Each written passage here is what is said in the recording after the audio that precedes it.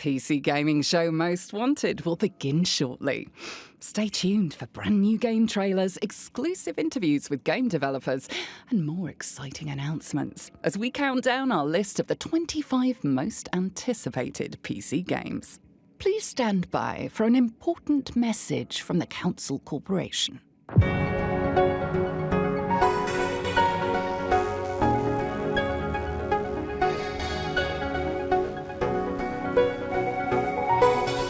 Hello, I'm Midas Whitaker, and on behalf of the Council Corporation, I'd like to welcome you, Dave, to the Council. As a new employee of the Council, please remember we're a normal company. And before you begin your first day of work in this building, not some other secret underground building, but this normal building, please acquaint yourself with the Council's 5 pillars of success. Products, services, science. Normal science, not mad science, okay? It's normal, just normal science. Waste management. And of course, science. It's just normal science. I don't know why I have to keep saying it, it's just normal science stuff. The Council. To all outward appearances, a completely normal company. But deep beneath its headquarters, there lies a laboratory so secret even DoorDash can't deliver to it. There, a team of outcast scientists conduct clandestine experiments. First, they dabbled in teleportation, but that accidentally opened a portal to hell. So instead, they experimented with alternative energy sources, which also accidentally opened the portal to hell. Then they created a zero-calorie cola that doesn't skimp on taste. Weary of demonic invasions, the Council decided to perform much safer and far more important scientific experiments to determine the most noteworthy and anticipated upcoming PC games. We're going to kick off the mad science behind the most wanted list shortly. But first, members of the Council have been researching some of the biggest gaming trends in 2024. Let's start with something we've seen a lot of this year. Big budget titles underperforming and little indie games blowing up big. Games like Star Wars Outlaws and Concord were expected to make a big splash but fizzled out quickly. Meanwhile, unexpected gems like Content Warning and Powell became smash hits on Steam. For more, let's throw to the Council to talk about those curious blockbuster busts and underdog breakouts of 2024. Kicking it off for us is PC Gamer's very own Evan Lade. Take it away, Evan.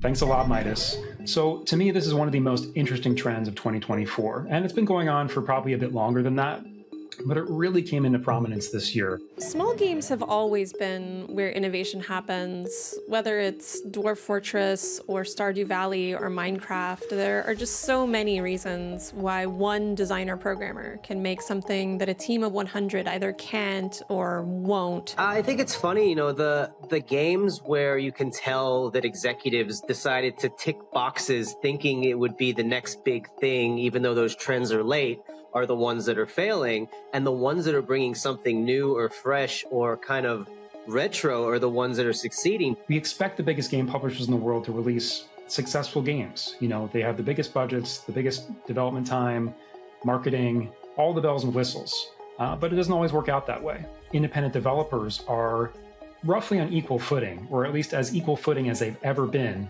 This new generation of gamers is more hungry for innovation than before. They don't just want the next big thing, they want a new thing. Helldivers 2 was not a surprise to me as someone who was ready to play that on day one, who played the original game, who played Magicka, who knew what those devs were capable of with co-op and how much they lean into the chaos of it. You know, team killing and all that, you know, friendly fire. If you leave that on, funny shit is going to happen.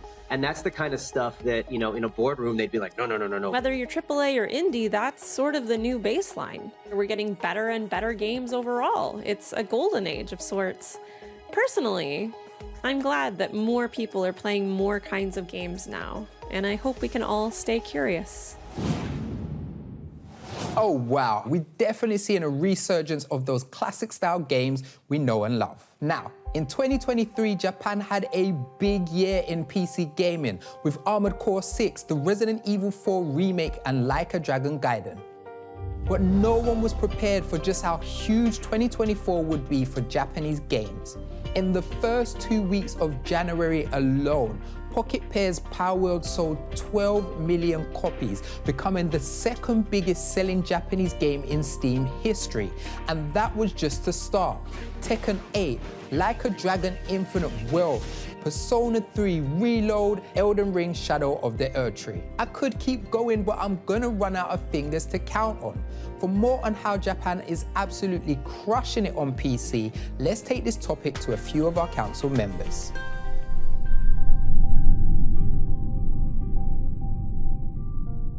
It feels like we're in the renaissance of the Japanese PC gaming sector at the moment. I think Japanese games feel like PC games made for PC gamers, if you know what I mean. I think the way that Japanese games tell stories, the way that a lot of Western developed games tell stories are quite different. They're not better or worse than each other, but I think it's just such a unique way, especially in JRPGs, where I feel like the focus on like an ensemble cast and the very like fantastical elements and those little like sprinkles of anime influence throughout a lot of games as well, I think is something that I personally really enjoy. Western media is so neutered and so sterile and bizarre now, and it's like anime and Japanese media is just so alive. It's very clearly like the vision of one really insane person, and they're able to just do something totally nuts. They always throw you into the deep end. They don't give you any preface. You're just like, what the hell is all this crap? Like, they don't care. They just throw you in the deep end. Japan are invested in the PC market.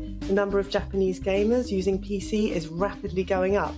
And a lot of older Japanese games have now made their way onto PC recently. There are already a bunch of really exciting Japanese games that are lined up. The Freedom Wars remaster, Monster Hunter Wilds coming in February. You've got Like a Dragon, Pirate Yakuza in Hawaii. That's coming out at the beginning of the year. It's like Japan are nailing every genre at the moment. And you can see with the kids now, like they really, really resonate with anime, and they're really left out in the cold with most Western media. The fact that there's all these different genres of Japanese PC games being so well received tells me that Japan are placing gameplay, like pure, enjoyable PC gameplay, at the epicenter of the games they create. It crafts. When you're hot, you keep shooting hot.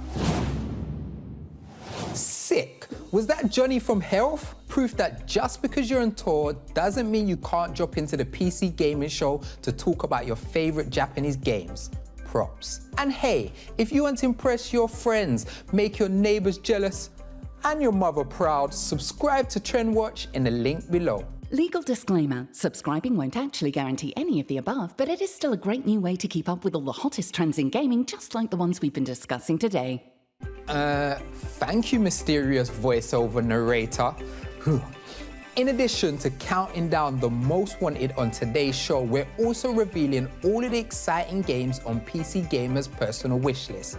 Let's get started on that right now with a game that's part Lemmings, part Colony Builder. Settle in for the Craftlings.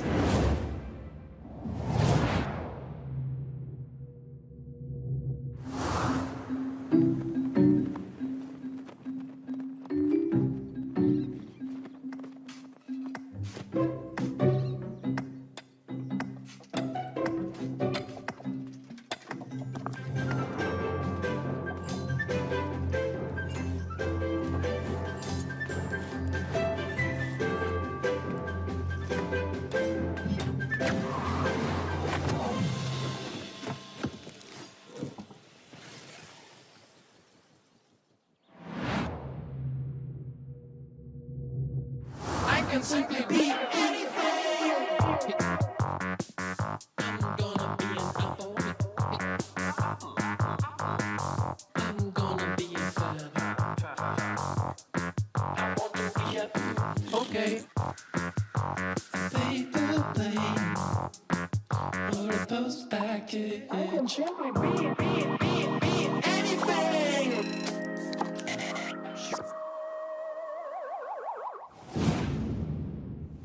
Onto one of the biggest trends in gaming, co-op horror games. Phasmophobia became a smash in 2020, leading to hundreds of thousands of players laughing and screaming in games like Lethal Company and Content Warning, showing us there's nothing friends like to do more than hang out and get scared. We're going to drop into proximity chat with someone who spent their fair share of time in sandbox horror games. What is it with you interns and jump scares? I can't take any more jump scares. Sorry, Mr. Whitaker, I wasn't trying to scare you. I just wanted to talk about co-op horror games with you. No. I've played too many of those games where you have to creep around in the dark and get scared, then get killed by ghosts or even giant spiders or something. Yeah, no, those are all things I really, really like, actually. It's just because we're in an office, so it's not that dark and spooky, so I thought maybe I could talk to you or someone higher up the council about the popularity of these games. Okay, are you sure there's no ghosts or no giant spiders? No, no ghosts and exactly 0 spiders. Fine, let's talk about co-op horror. Oh, okay, part of me didn't think you were going to say that. Okay, so something cool about these games, which I absolutely love, is that it's like being scared with your friends, and that's almost like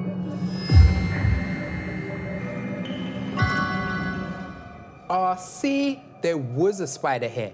Admittedly, it's dead and it's not a giant spider, but it's right to be cautious. And thankfully, as a result, everyone is absolutely fine. Oh my God, the intern's dead. Midas was right. Ben was dead. There was no giant spider, but there was a ghost. We're stopping the show, right? Because he's literally dead. Midas was dead too. And so was the normal-sized spider, which, as it turns out, was just afraid of Midas as Midas was of it.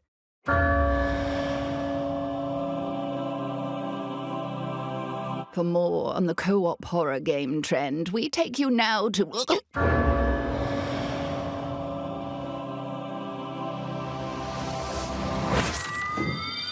Oh, I've respawned. Hey, I've lost half of my loot, but that's gaming, baby. Me too. Yay. Yes, and so did I. But I lost that super sweet high-level jacket, so I'll probably just head off and start the grind for that again. Before any more ghosts or spiders show up, let's get the council's take on the popularity of co-op horror games.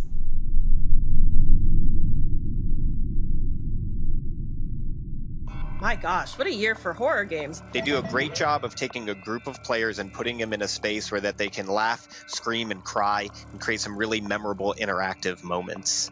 You either have to help your friends or skedaddle and leave to survive and still at the same time. There's something to me about these games that is very reminiscent of going through a haunted house with your friends and your family, right?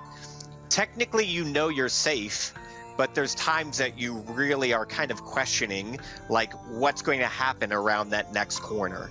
I think the unique appeal and why they've become so popular is just because of its sandbox nature.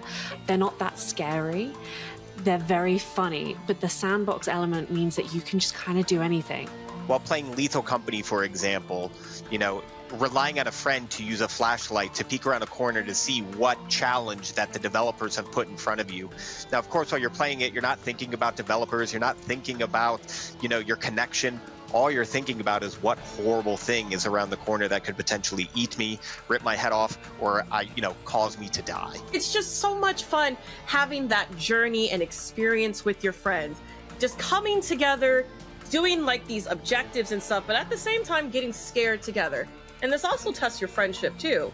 Are you going to be there with your friends, or are you just skedaddle and save yourself? That's the best thing about horror co-ops. It's so much fun, but also very, very terrified at the same time. Horror games aren't the only things to be scared of. Sometimes just reading the system specs of a new game can send chills down your spine. As games get more demanding, gamers look for new ways to improve performance, which takes us to our next trend, upscaling. Upscaling with DLSS and FSR used to be an optional way to achieve higher frames per second, but more and more we're seeing it becoming a requirement for new games, and we don't think that's great news. For more on that, let's overclock this pre-show to Ultra by checking in with some of our experts.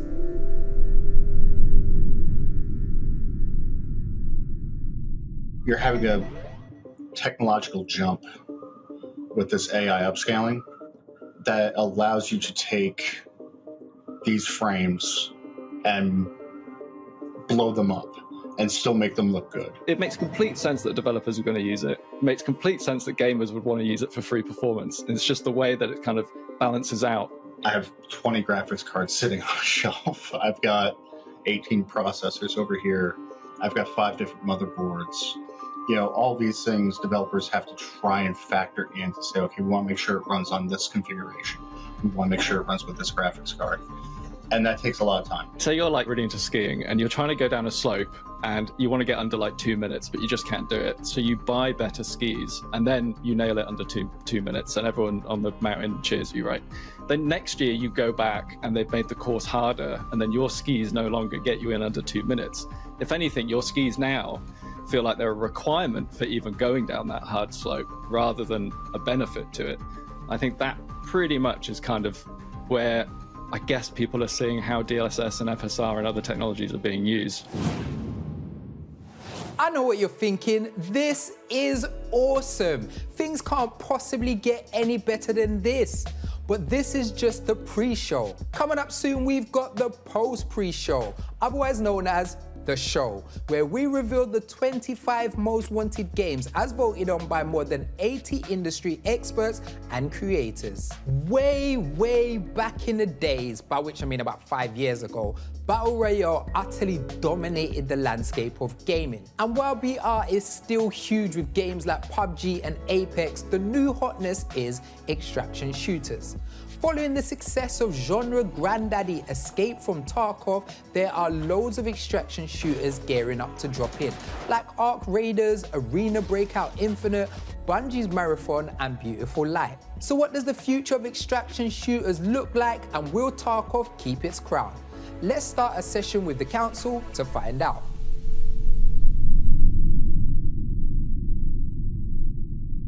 I think something about extraction shooters really kind of tickles the brain for a lot of FPS players, because a lot of people who are playing Battle Royale enjoyed that idea that you kind of hit the ground, you loot a bunch, and you see where you get. I think extraction shooters take that a step further. So it's, you know, you hit the ground, you loot, and then you retreat back to your tiny little bunker.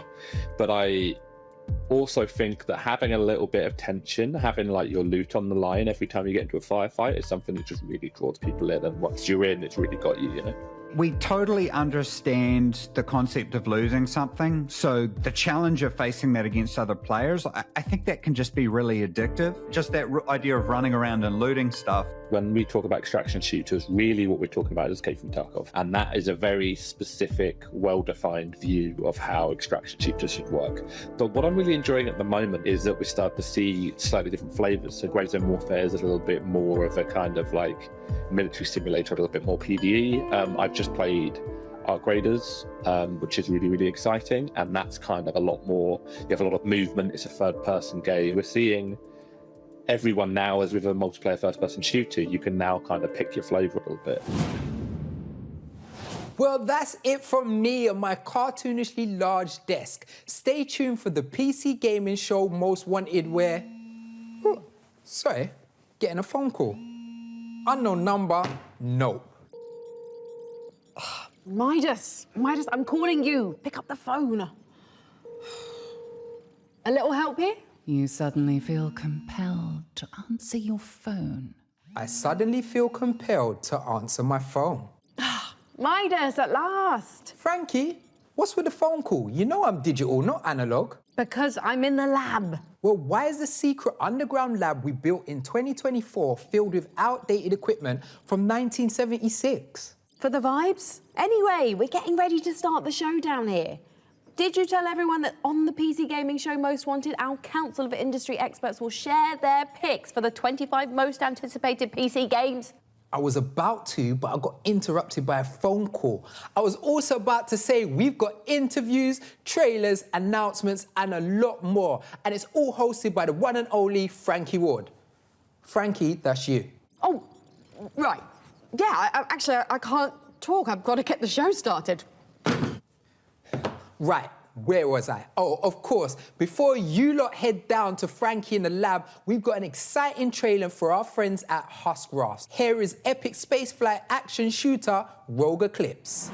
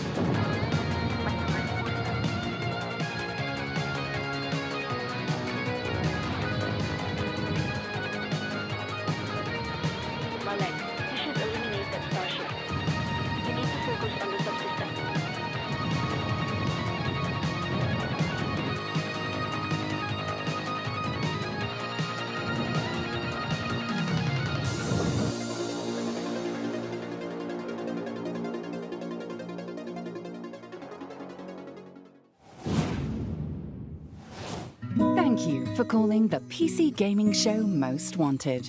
Your games are important to us. For exclusive new trailers, press 1. For in-depth developer interviews, press 2. To speak to a representative, say representative several times at different volumes before giving up. For host Frankie Ward and PC Gamer's 25 Most Wanted games, please stay on the line.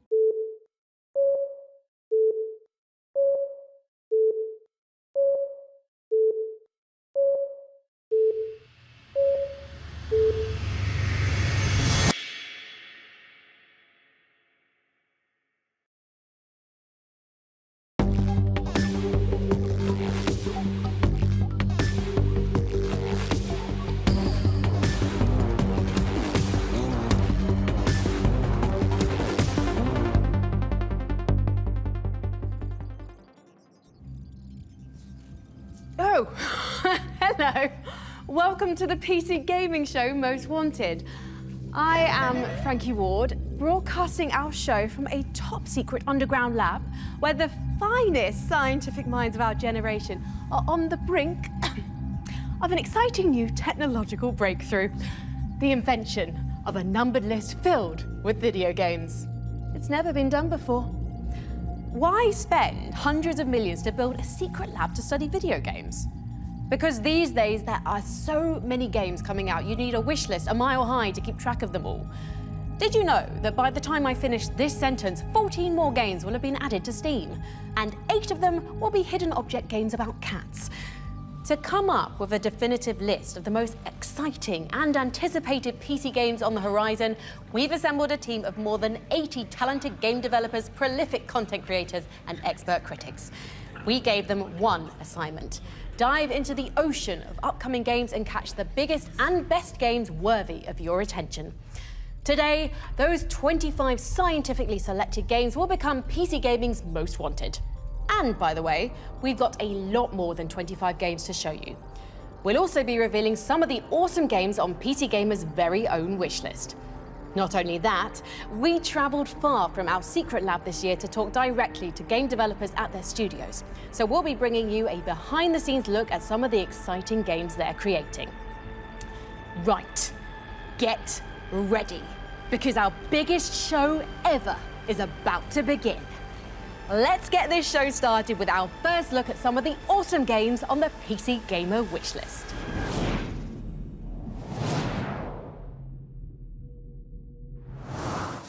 The life of a merchant should be easy.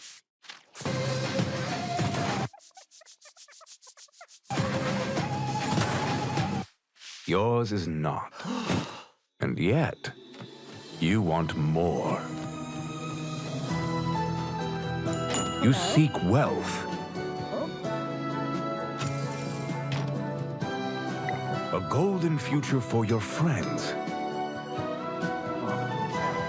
Does your ambition meet no end? Tell me, little merchant, how much can you take?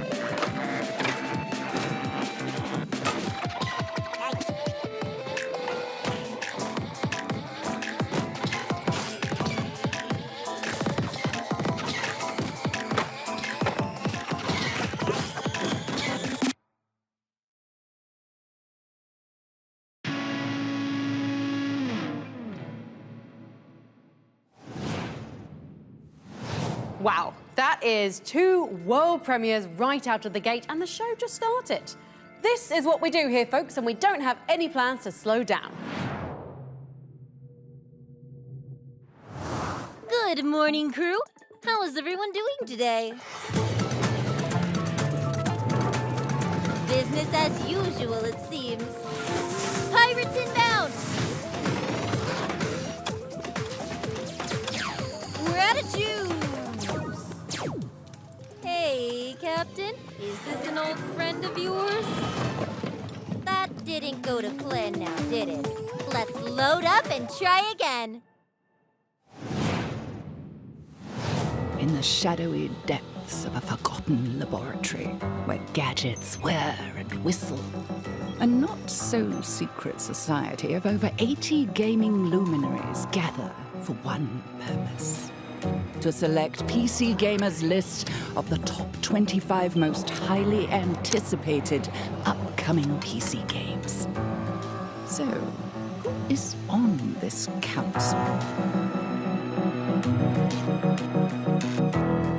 I'm Brian Wanya with Tripwire Interactive, and I'm on the council. I'm Anna Demetrio. I'm a content creator and a voice actor, and I'm also a member of the council. Hello, netizens. It is I, Day 9, a member of PC Gamer's Council with a capital C. Hello, gamers. I'm Tanya Short, the lead of KitFox Games. I am in my 2nd year in the council. Welcome, gamers. It's me, Die Hard Diva, horror enthusiast, content creator, and your newest member of the council.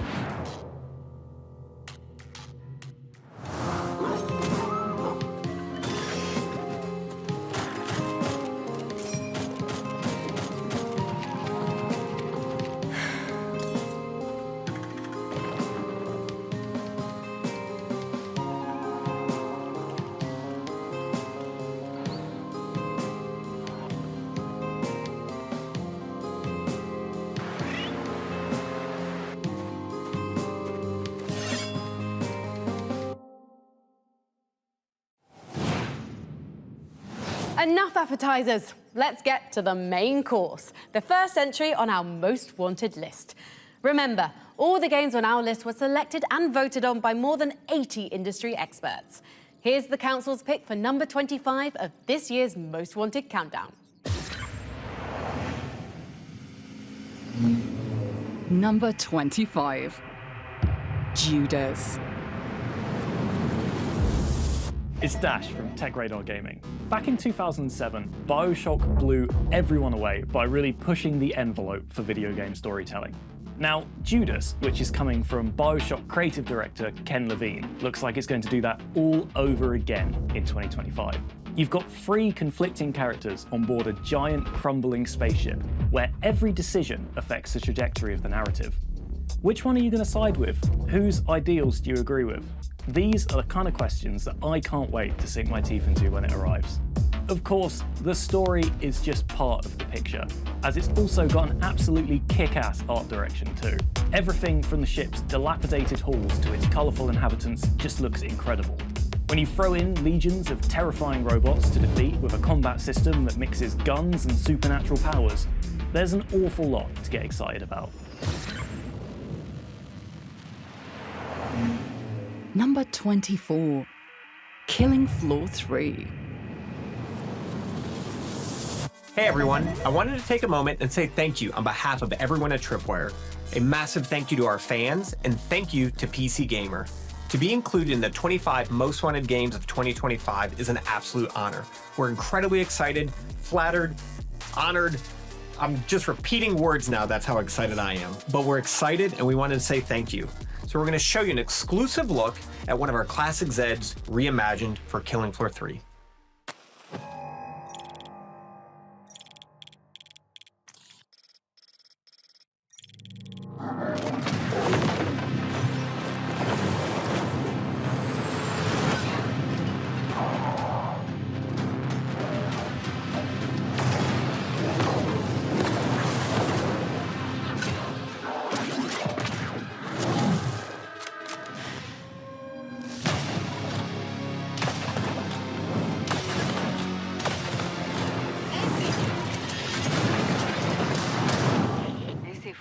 podría ser un problema.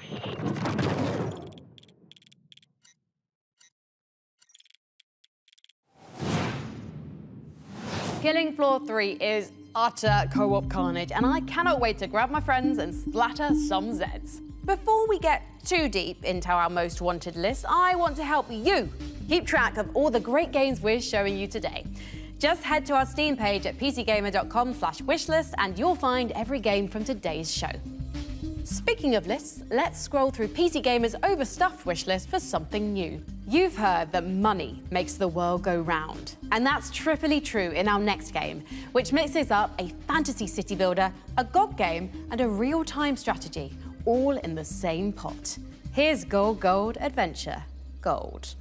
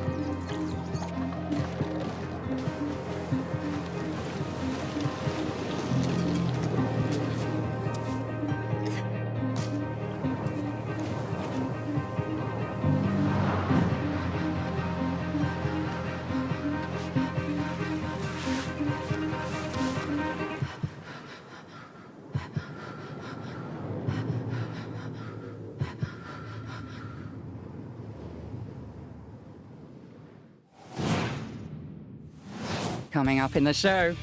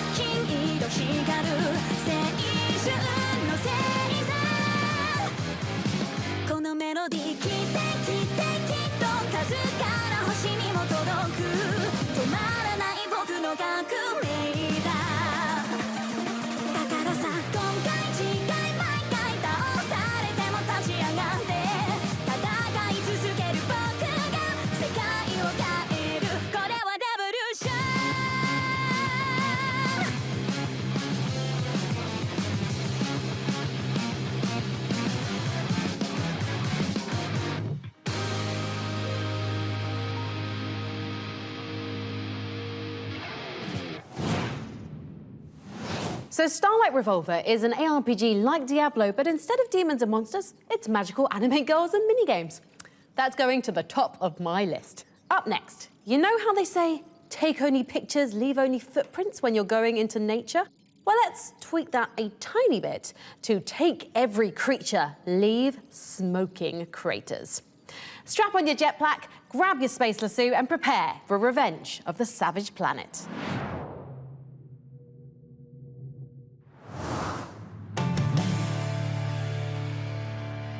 Together, we will get back what they have stolen from us. Kindred will rise again.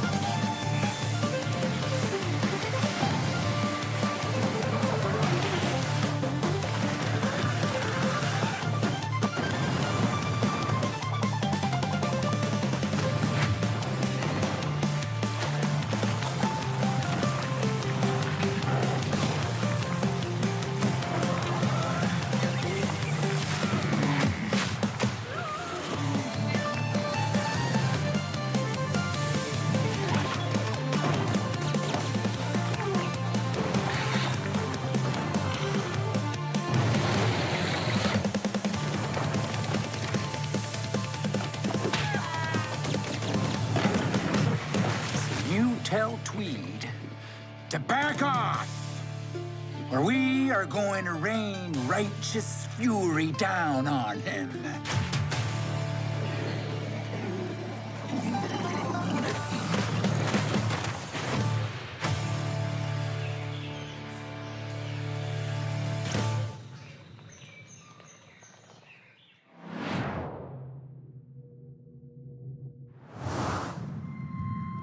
And on that day, everything was taken from us.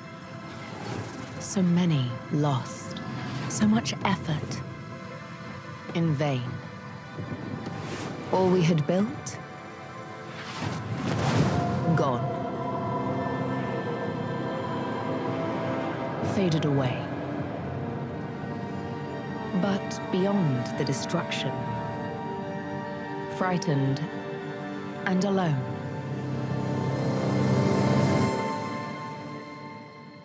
we found each other. Now, together, we're discovering new horizons. Every foundation laid, every spark ignited, every connection made builds something new.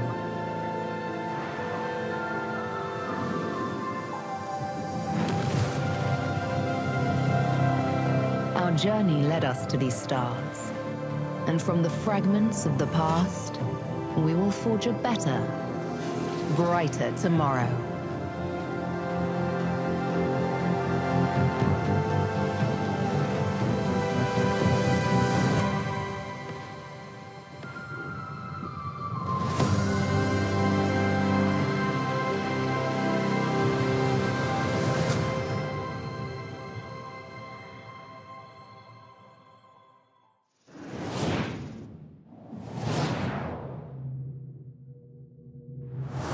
I wake to the warmth of the waxing salt sun, and before I draw breath, it sidewinds to the beetle moon. I muse on my many selves, think on the jewels I've loosened from the lime, and all the myriad forms space and time have lathed me to. I dream of the sky shelf and its cosmic tilt, the movers that ferried strangers across stellar gulfs and toward their numinous ends. The earth falls away to light and dust, and I dream no more. Now we become the specters that peopled the caves of Cud. It's been a long time coming, but well worth the wait. Caves of Cud is one of our favourite roguelikes, and its 1.0 release is out right now. Next up, we've got... Sorry to interrupt, but the Council's deep orbit satellite is picking up a transmission. Looks like it's coming from the planet Draga in the Virgo constellation, 60 light years away. No, wait, scratch that. It's coming from Los Angeles. I've said it before. I'll say it again. That's 2 times I'm gonna say it. Beverly Hills Cop refers to Billy Rosewood, not Axel Foley. In fact, Axel Foley says the line, Billy's a Beverly Hills Cop, 1 hour, 14 minutes, and 33 seconds into the first movie.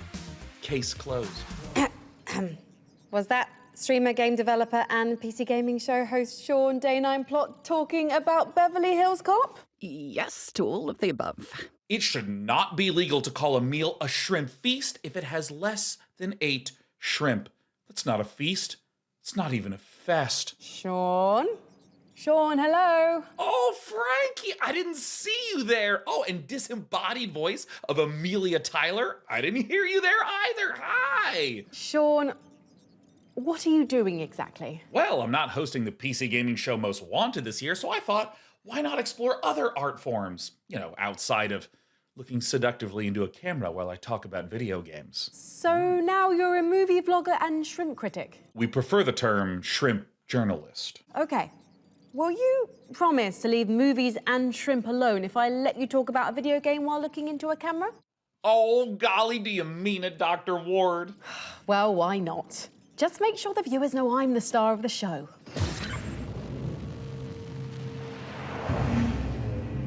Number 23, Control 2. Now, I know we all like working from home, but there's one office we all long to return to. The Federal Bureau of Control. We're still a little light on the details of Remedy Entertainment's Control 2, but if you've played Control 1, you know why I'm excited. Control 1 had brilliant execution on some familiar third-person action mechanics, except it took kind of a mysterious SCP Foundation-style twist with telekinetic mastery, flinging objects at enemies, and more importantly, a brilliantly realized world with mystery around every corner. Control is the kind of game that even for someone like me that doesn't play a lot of shooter games, I couldn't wait to keep learning more about the world and what Remedy had created. And so, if you're like me, we're all dying to return to the oldest house for some more telekinetic fun. Here's one for your wish list. In Crescent County, witches go high-tech with jet-powered motor brooms in a life sim and racing game that delivers itself to number 22 on our most wanted list. Crescent County. Hello and welcome to this very narrow green screen where we are saying a huge thank you for voting Crescent County one of PC Gaming Show's most wanted for 2024. Ever since we announced this summer, the reception's been incredible. It's been amazing to see all the fan art. And fan fiction. And all the fan music. And honestly, just seeing the reception, meeting people at Comic-Con and spending time seeing people resonate with the, core concepts of Crescent County, like making deliveries, racing your friends and kissing them on the mouth. We can't wait to show you a bit more of the game. A lot of the cool modifications you can make to your broom, all the cool little shortcuts around the island. And all the general mischief that you can get into too. So if that sounds like your vibe, we'd love it if you could join us on the Discord. We've got something in the works we're very excited about, but we also really want to show people more about the process of game dev as we think it's really important. So yeah, follow us on social media and we hope we can get this in your hands very soon. Thank you so much. Thank you. Bye. Yeah, sorry, we totally changed our minds. Our first playtest is going to be on Steam and Itch on the 8th of December.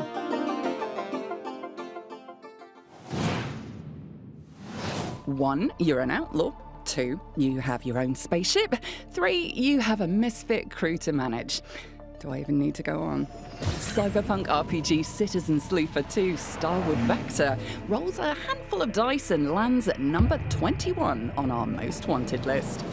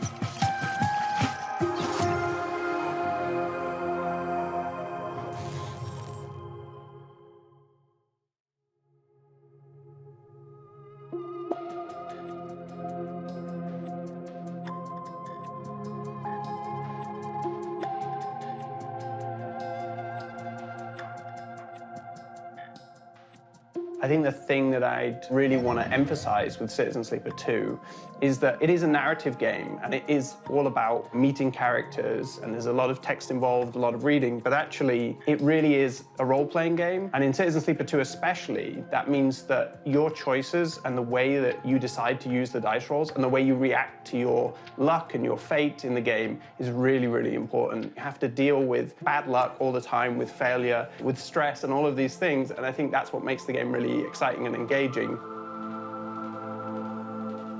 I think the thing that I'm trying to do differently with Citizen Sleeper 2 is really emphasize the mechanical aspects of the role-playing. I think the first game did a really good job for players who are really into role-playing, but I think for the second game I wanted to have much more mechanical elements supporting that. So the new dice system, the new stress system, glitching your dice, breaking your dice, all of these structures, they kind of create much more gameplay around the body of the sleeper, what it means to be like an android whose body is falling apart because they're escaping the corporation that made them. You're really getting to see that in the mechanics, but also in the story, this way that the sleeper's really struggling with this very human thing, which is this strange unknowability of our own bodies, that they are both something that we are, and they're integral to who we are as people. But they're also something that we don't exactly know how they work all the time, and we don't know what they're doing all the time. We just kind of feel their effects. Qualities that I really tried to bring into Citizen Sleeper 2 and maintain, even though you've got the crew, you've got the ship, you're traveling around, it's kind of like the human scale sci-fi, and really the intimacy with the characters, but also the intimate quality of the writing and the experience of kind of being in the body. It's kind of almost like a kind of emotional realism that the game tries to have. So I think that's been really important. Working on a sequel is definitely a different kind of challenge to working on an original game. You know, the game is already in the world, it already has fans, people have expectations. And when you're adding new ideas, you're kind of thinking all the time about the audience. Oh, they're gonna love it when they get to this bit, when they see this. And especially like having returning characters and having things happen in the same universe has been really exciting to just know that I'm dropping all these little golden pieces of moments that will connect to people. It feels really special to still be telling this story through the PC Gaming Show and to be voted one of the most wanted games. I think because when we had that first wake-up sleeper moment on the PC Gaming Show, it was the first moment of kind of like putting it out in the public eye and having people react to it. I really wasn't sure people would love the game. And especially because I was experimenting with taking ideas from outside of games, from tabletop games, and bringing them into games. And it turns out everyone was like, yes, this is something we really like. We really want you to do this. And so, yeah, it became really important to me to make a sequel. I hope you enjoyed this look at Citizen Sleeper 2. Wishlist the game on Steam, and will be coming out in early 2025.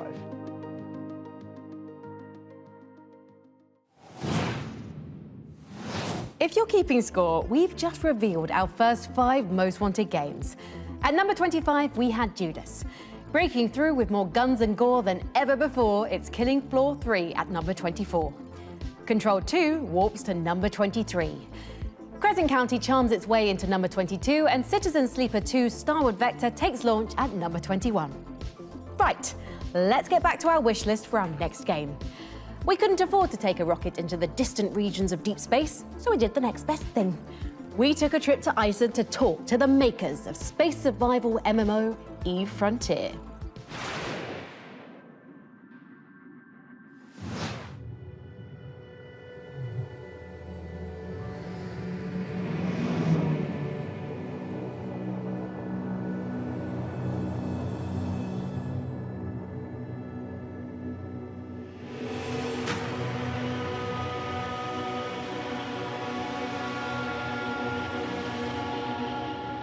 Eve Frontier is a survival game set in space, with a focus on self-reliance, moment-to-moment gameplay, and unlocking third-party development with an inclusive business model.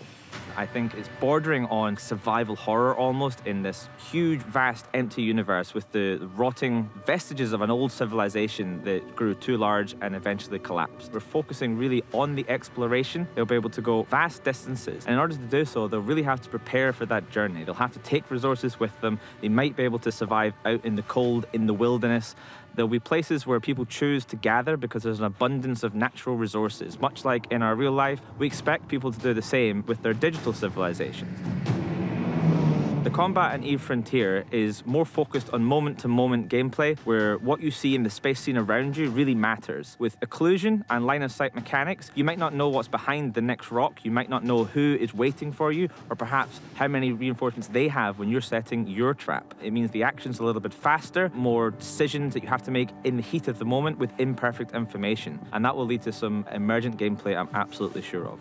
When you are in space and you're flying around, just feel like you're just a small speck trying to navigate your way through this vast expanse of an ancient relic of a civilization that was there before you. Using blockchain technology also lets us open up this universe to a layer where other players will be able to modify and co-create this universe with us. CCP's always worked with third-party developers. It's part of what makes EVE Online so good at what it does, and we have just taken that and amplified it with EVE Frontier. It's open source, and that means that you can go in and you can program directly into the game with our Smart Assemblies features. Smart assemblies are structures in space that you as a player will be able to modify using code that you are writing and then deploying onto the blockchain. You can think of it kind of like modding on a traditional game. You can play the original game as it came. You can then start getting truly independent third-party mods. And finally, you can actually build your own if you set up all the development environments and really get into the nitty-gritty. Some of the things we've seen players do in our earlier playtests include building a self-functioning tournament system, automated markets. We had gates that people were building to rebuild the universe itself. The scope is really endless with what they can do. But rest assured, you will not need to have any knowledge of coding if all you want to do is to just explore and play in the frontier. In the frontier, everything is underpinned by digital physics. Very much in the same way that when we're walking around, when we are throwing things, putting glasses on tables, we don't think about how gravity is pulling us down. Within the virtual universe that we're creating together on eFrontier, blockchain is that physics layer that helps us to enshrine these rules to make sure that they are beyond anyone's touching, even ours at CCP. When we were building EVE Online, we decided to build on top of a database. Our choice of a database was hotly contested, at least in this community of people making MMO-like games. And never did we really position the game. EVE Online, the first database game. And we're not really looking to do that with eFrontier either. It is not really a blockchain game, no more than EVE is a database game. We're just being very explicit about it because it is a hot topic and we don't want to hide it away. It does use many stuff. A blockchain is involved, for sure. But it's more about the fact that it is distributed and not centralized. This is more like a peer-to-peer system where everyone can mod the server state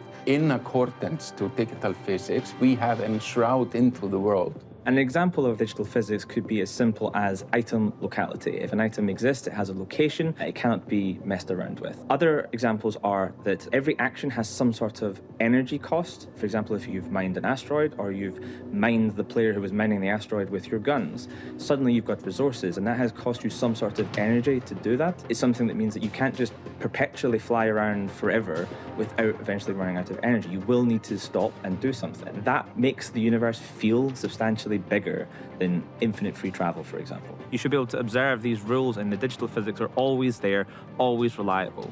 You will find that the environments themselves are influenced by these, giving completely different types of gameplay. And this means that there'll be different areas of space that feel very different to play in and have very different effects and resources and threats, of course. Our motto is, we create virtual worlds more meaningful than real life. And EVE Online has been running for more than 22 years now, and it is a virtual world that thousands and thousands of people choose to inhabit and find very real meaning in. We want to build eFrontier such that as time goes on and it becomes more and more decentralized, the people who actually choose to inhabit and find meaning in this virtual world can control it, and to such an extent that it can't be shut off. They choose to be here, they choose to live here in this virtual world, they should have a say in it. And eventually the true long-term goal with open sourcing the Carbon development platform, the ownership of the game itself will essentially reside in the citizens of the frontier. We're really excited for you to join us on the frontier. To get your hands on Founder Access Packs, which are available right now, head on over to efrontier.com.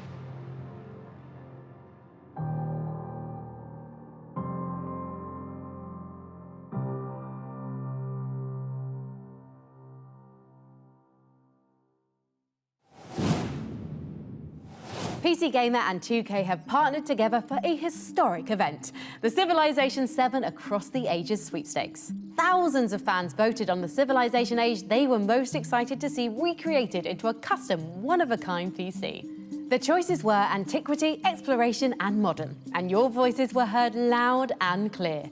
The winner was the Modern Age.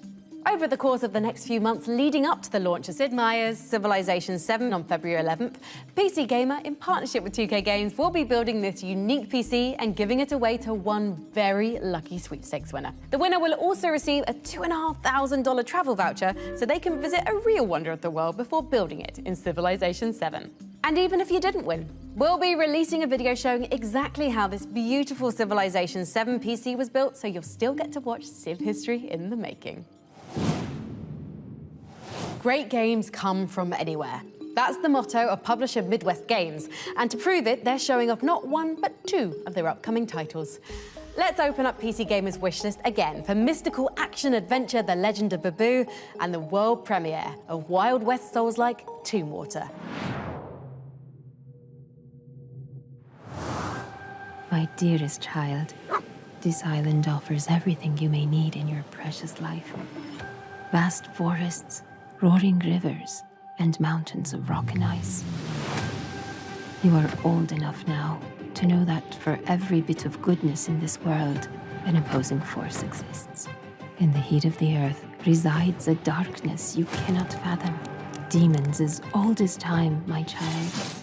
Do not doubt, even a light like yours can be tempted by the dark. You must always choose good. And that I know you will.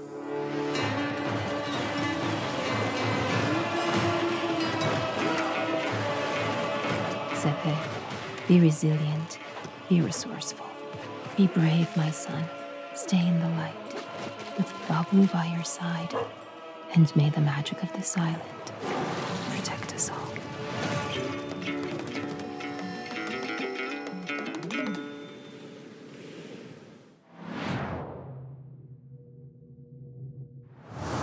Ah, the accursed town of Tombwater. Tell me, lone gunslinger, why have you come to this decrepit settlement? Monsters roam the streets, and horrors lie beneath. There's something sinister in the soil. A curse that's hidden under it all. No one leaves Tombwater alive. And it won't be long until you succumb to the madness.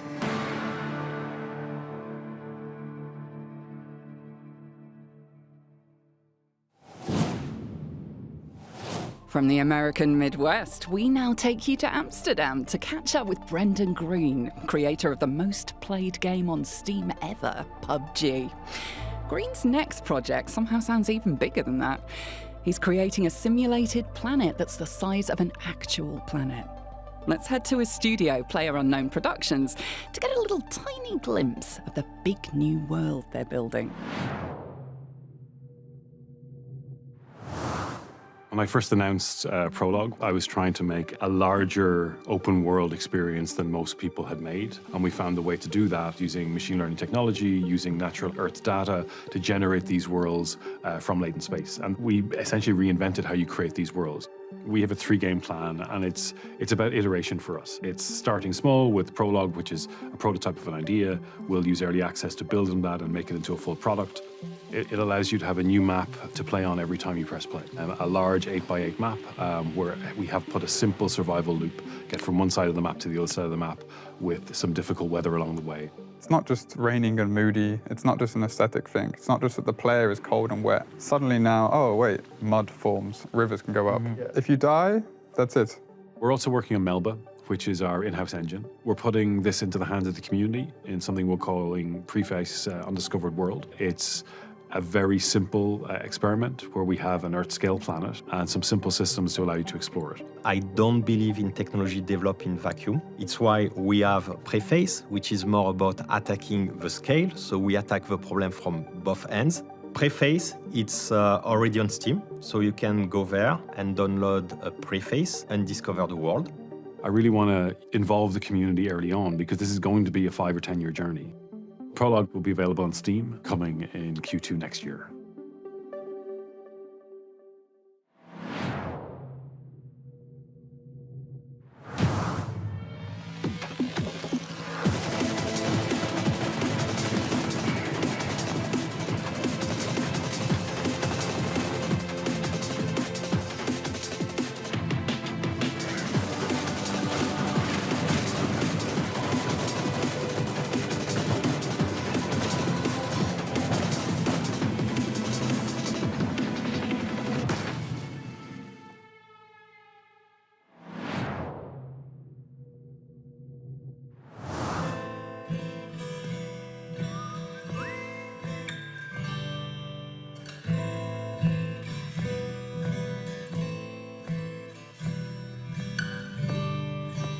Oh, hey!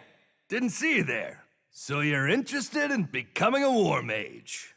You think you've got what it takes? Protecting the Rift is just something brave war mages like me are born to do. We do it for good reason. Trust me, when these green and uglies gets through, baby eating, town pillaging, loitering, it's a whole thing. Anyway, when you can't get old Maxie, no one protects the Rift better than these war mages. Look at these brave heroes. They're awesome! Must have had a good teacher. Each one of them's got their own special war mage powers. Like this. Or this. Whoa! Look at that! They even have their own unique weapons and traps. But as you can see, it's not just one trap they're working with. It's a whole lot of traps. They even get to make themselves stronger during missions. How much more powerful can 1 to 4 war mages get? And once the dirty work is done, these brave warriors relax in the safety of the Order Fortress. Here you can buy and upgrade traps, improve your weapons and abilities, or select the next mission and head into battle. When choosing where to fight, you'll want to pay attention to the rift distortions, the weather, and even the time of day. All these things can change the way every mission plays. You know, looking at these war mages really gets me thinking. They're pretty good, but let me show you how it's really done.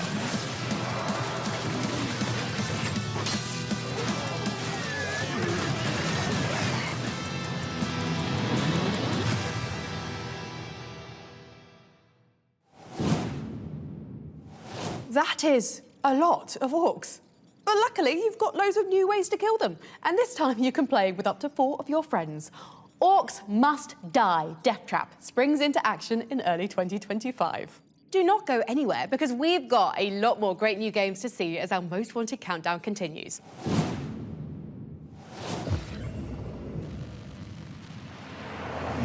Number 20, Perfect Dark. The Perfect Dark gameplay trailer looked amazing, but that's not the only reason I'm excited about it. Look, I'm an old school gamer, so retro N64 GoldenEye is one of my favorite shooters ever. We're talking the characters, the level designs, the missions. That game is immaculate. But I missed out on Rare's next treat, Perfect Dark, and I was always intrigued by the lead protagonist Joanna Dark, and I loved the whole alien conspiracy thing. Seeing Perfect Dark's fluid gameplay, Joanna's traversal, which is giving me Mirror Edge vibes, and stunning graphics, and it's just given a perfect blend, and that's why I'm hyped.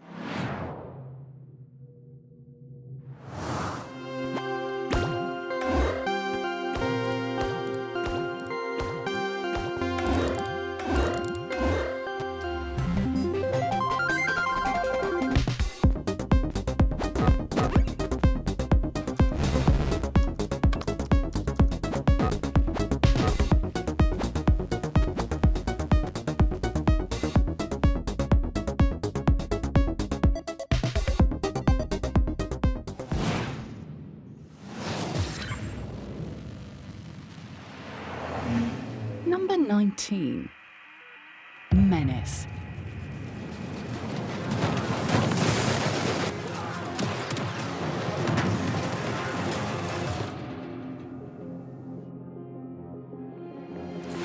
Nox has landed.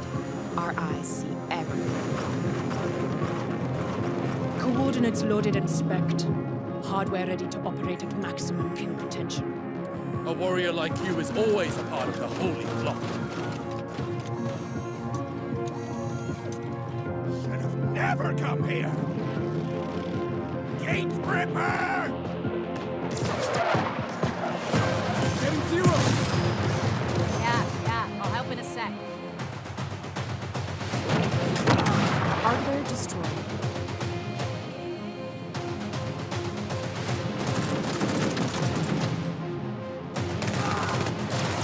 God protects me. Fire mission underway. Neutralized. Rip it apart! Death takes my enemies. Touching them up. These dogs got by. Taking fire. Incoming. Enemy hardware! Hostiles. They keep coming.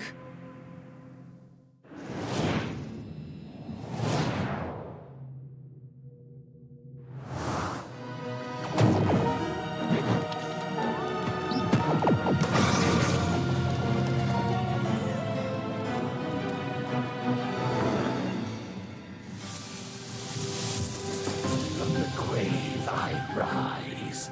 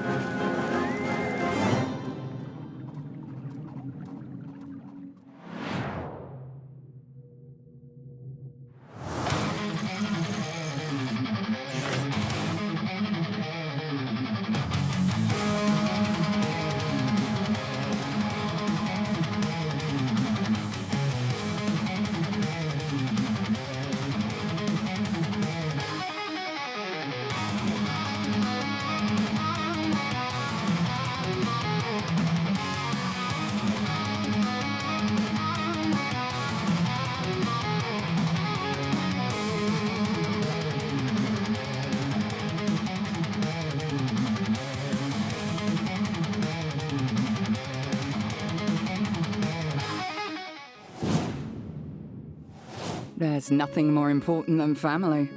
And who would know that better than the makers of Mafia: The Old Country? Here's a message from the developers at Hangar 13 that you can't refuse.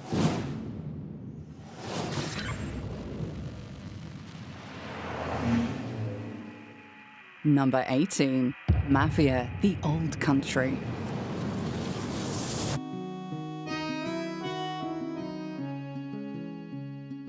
Hi everyone, we are hard at work right now at Hangar 13, finishing up Mafia: The Old Country, and we can't wait to share more details with you, but we wanted to say thank you so much for voting for us.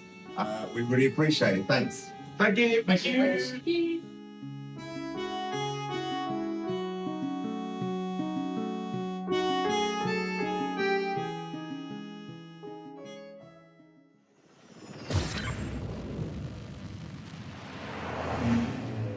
Number 17, Dune Awakening.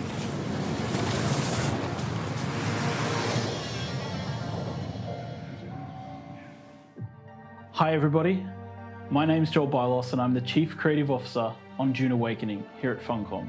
And I'm here to express a heartfelt thank you for us being on your most wanted list. 2024 has been a huge year for Dune. From the movie in the beginning, to our first gameplay reveal in the middle of the year, and now our huge ongoing beta, where thousands of players are battling it out on Arrakis. Now, if you aren't there already, the best way to get in is to go to our website and wishlist Dune Awakening on Steam. And we look forward to seeing you when the game launches in early 2025.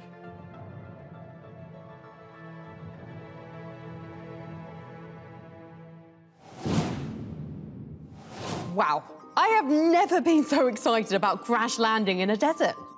It was lovely to hear from the folks at Funcom, and I am definitely looking forward to exploring Arrakis in 2025. PC Gamer wants to know what you think, and since we can't read your minds, not legally anyway, follow the link on your screen to take the PC Gaming Show viewer survey. Trust me, it's much easier than trying to communicate with us telepathically.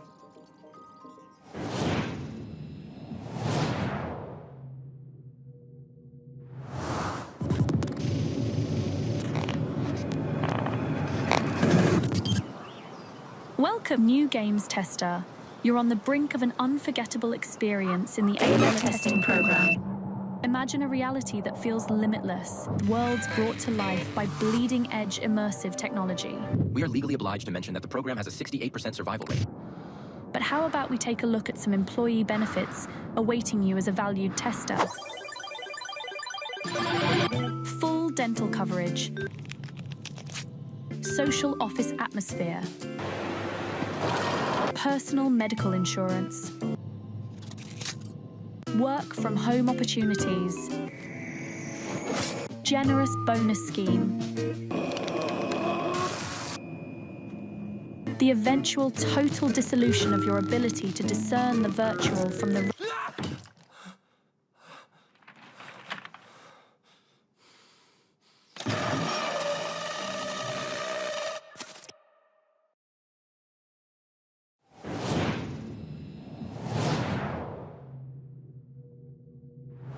Not going to lie to you, this is worse than I expected. Gate is cleaning house, and we are the dirt.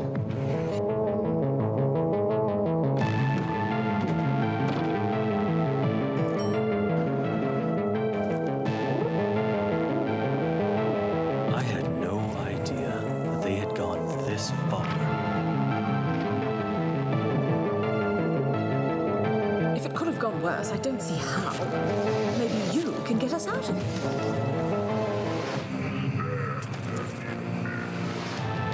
Maybe they overestimate us. Maybe not. This was the last thing I expected, but now we're here. We must do something. I hate to think what will happen if we fail.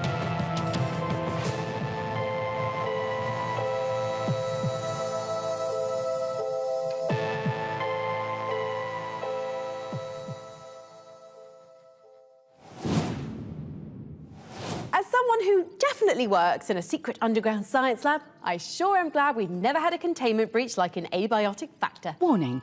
Containment breach like in Abiotic Factor. All scientists are at risk of exposure, or worse, talking about what they've witnessed. You know how scientists love to gossip. Sounds serious. I better check the employee manual. Okay, let's see. Interdimensional invasion protocols, Skynet's self-awareness failsafes. Did you know Jorts are banned on casual Fridays? Don't lose focus. Right, okay, here we go. What to do in the event of a containment breach. Activate scenario Epsilon. Confirmed. Dispatching covert agents to mind-wipe scientists. Crisis averted. Oh, but how do we keep those covert agents quiet? For phase 2, enable Operation Larkspur. Dispatching Black Ops specialists to tranquilize covert agents. But now the Black Ops specialists? Releasing mutated weaponized beasts to eradicate Black Ops. This is gonna take a while.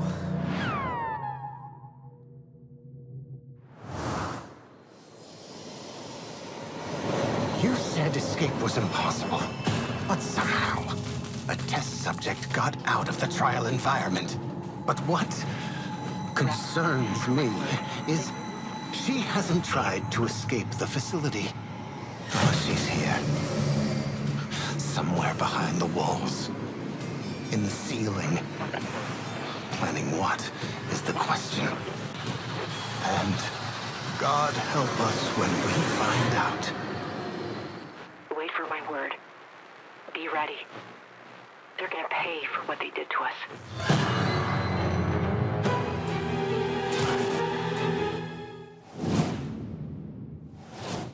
Releasing nano-terminators to eradicate teleporting anacondas. Sentient acid deployed to eat through nano-terminators. Cloning janitors to clean up sentient acid. Releasing zombie virus to eliminate cloned janitors. Importing scientists to cure zombie outbreak. Releasing more things. Wait. We're back to just having scientists in the lab again, right?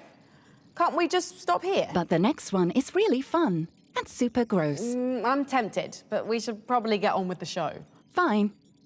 You know, you used to be cool. You've changed. Let's get out of the lab and into a place where nothing terrible has ever happened. A magic school for children. Here is number 16 on our most wanted list.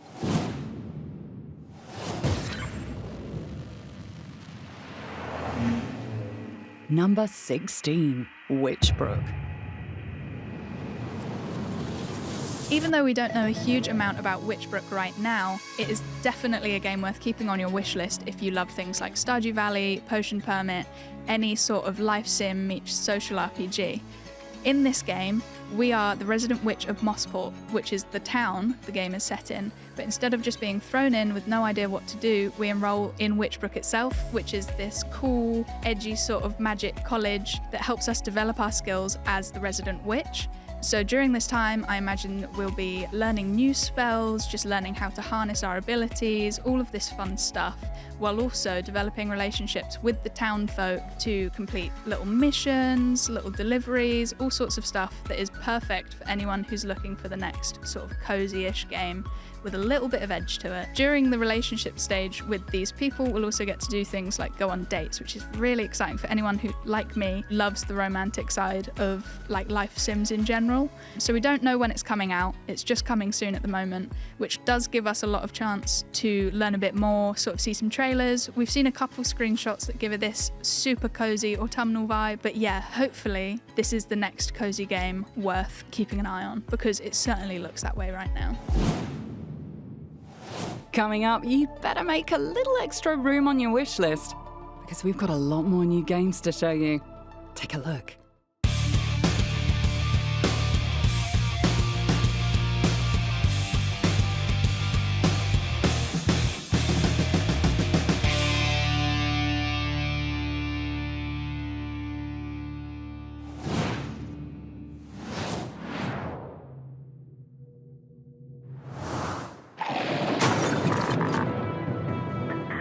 The planet-wide blackout was evolutionary.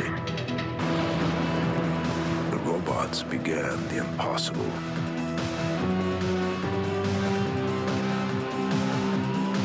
They changed.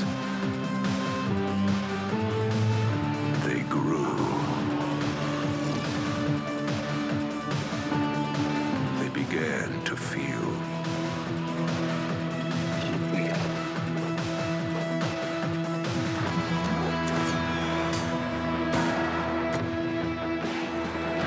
Life has come too quickly to the mechanical shell of human creation. Now, you must shut it down. Or set it free. Robots at midnight. Wish lists now.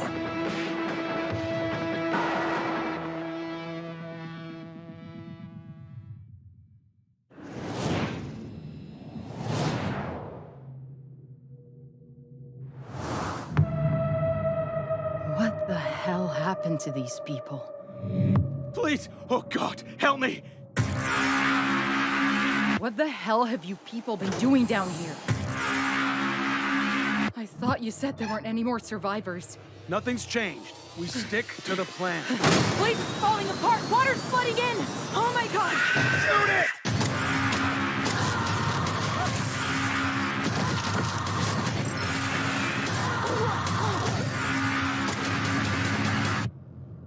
away from the water. They come from the water.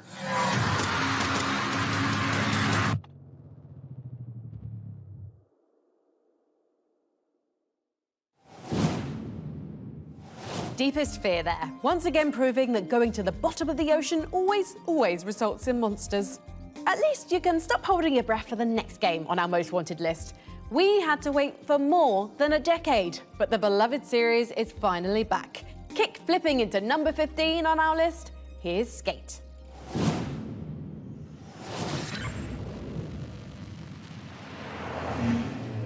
Number 15, Skate.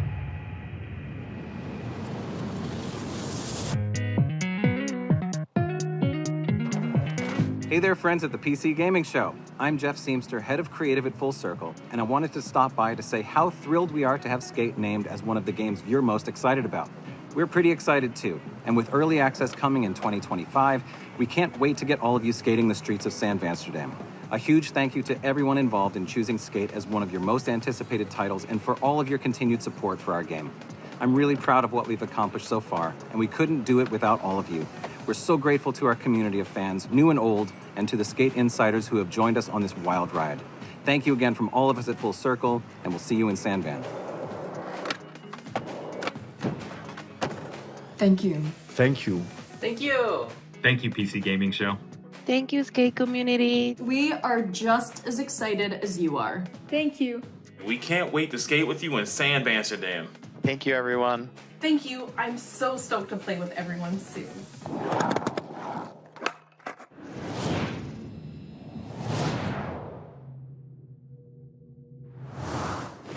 You came to the trials driven by great ambitions.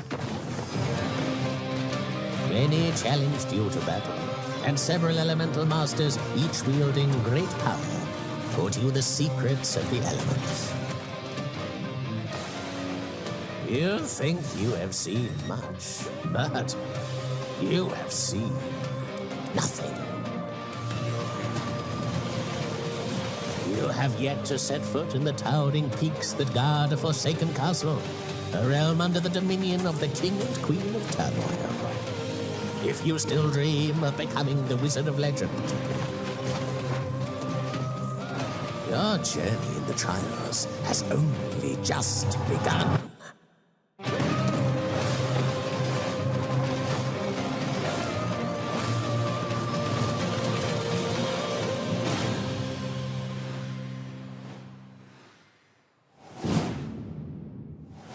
It's usually not a great idea to follow the instructions of a mysterious disembodied voice, unless it's my mysterious disembodied voice.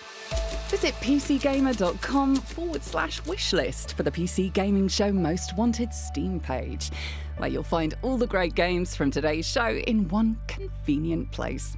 Now, back to the show.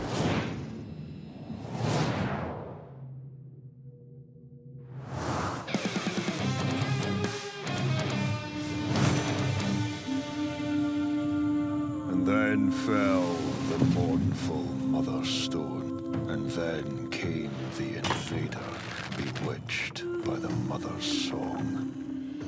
The Scots, defiant, proud and braver, gathered to reclaim their land's favour.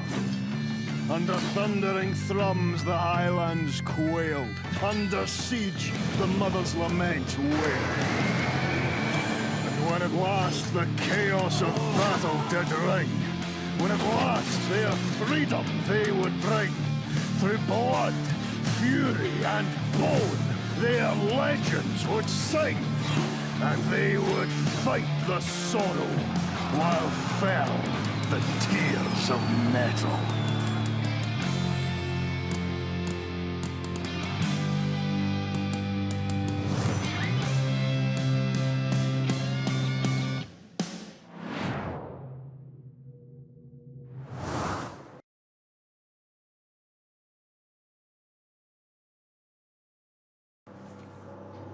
$8:05.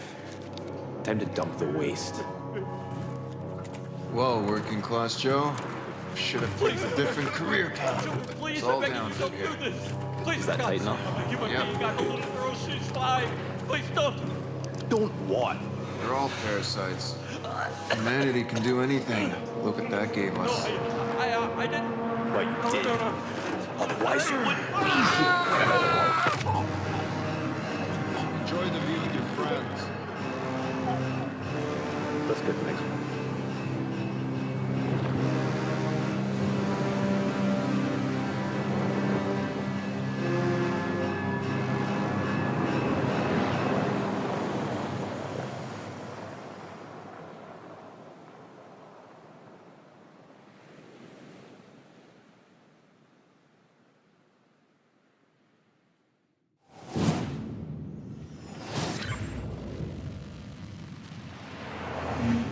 Number 14, Project 007. We know close to O about Project 007 at this point, but I have absolute, complete and total faith that it's going to be a standout success. I mean, there is not one studio I would trust more in making a spy game than Danish developer IO Interactive, best known for the Hitman games. I mean, you could take the Dartmoor level of Hitman 3, mod James Bond into it rather than Agent 47, and you'd pretty much have a perfect demo for what Project 007 should look like, in my opinion. What we do know is that it's a Bond origin story, so that's right, we may finally find out why James Bond likes martinis shaken and not stirred. I think Project 007 is a perfect fit for IO Interactive, and I'm not just saying that because our scientists are part of the same union as James Bond's tech-savvy engineers. Revolutionary technology, experimentation, illegal genetic testing. Our friends at Intel may not approve of everything we get up to down here 10 miles underground, but they do share our passion for innovation. Let's hear what Intel's been working on for our gaming rigs.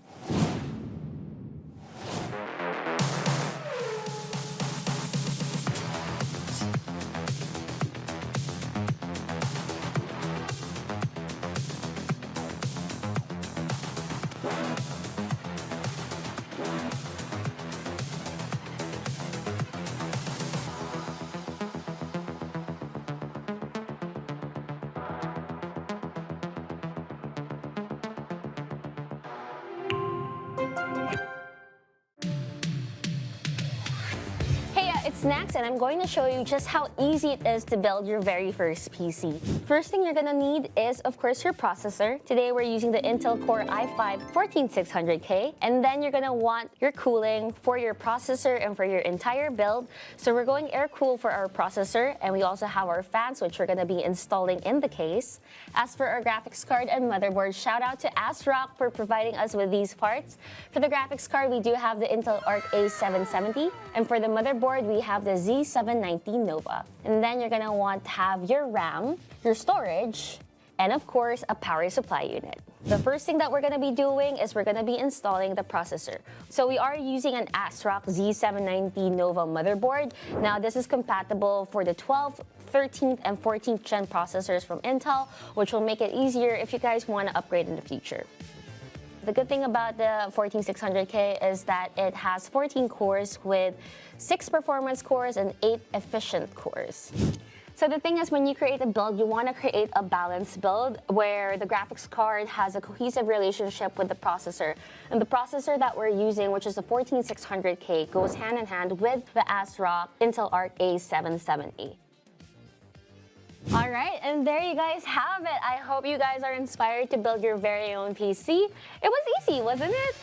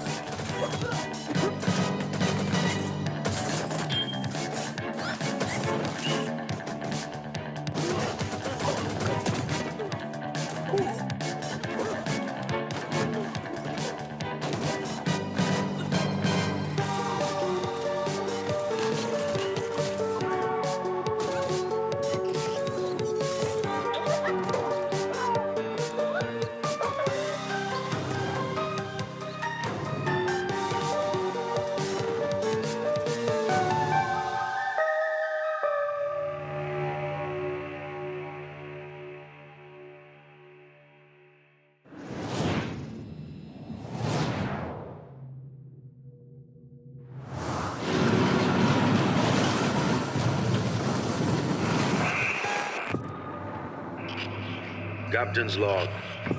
November 16th, 1937. It has been 3 days since the quarantine across Enceladus was announced. We will survive, and we will endure.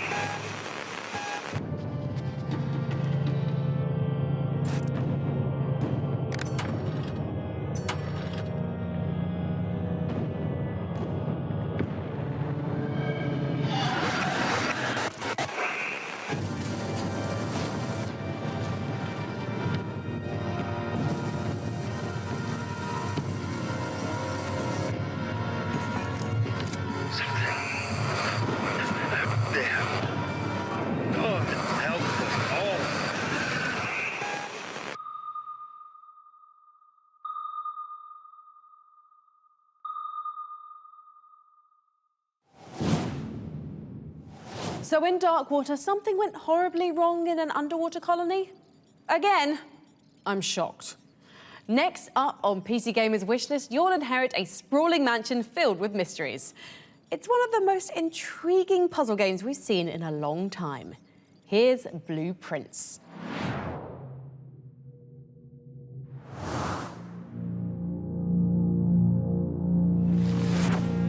And as it was foretold, I am awakened at the sound of a dropping coin. I suspect you wish me to look into your future. The image is becoming clear. Bunker down, because our most wanted list continues. Unravel the mysteries of the quarantine zone in survival FPS Atomfall.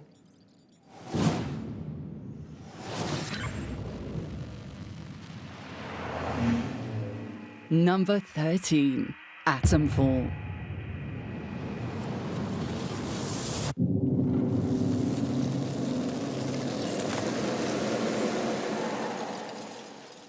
Hi, my name is Ben Fisher. I'm head of design at Rebellion. Thank you so much for including Atomfall in PC Gaming Show Most Wanted. We can't wait for you to play the game next year. But for now, here's a sneak preview. My name's Molly. You got out to trade? I got bits and bobs for sale.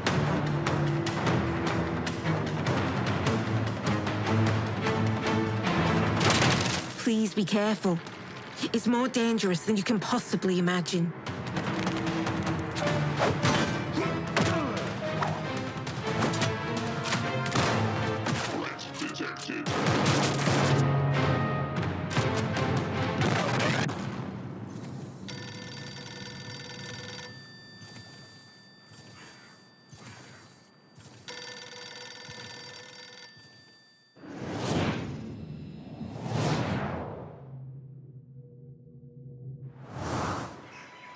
Of all the things I've seen, it's in Eric's home it will happen.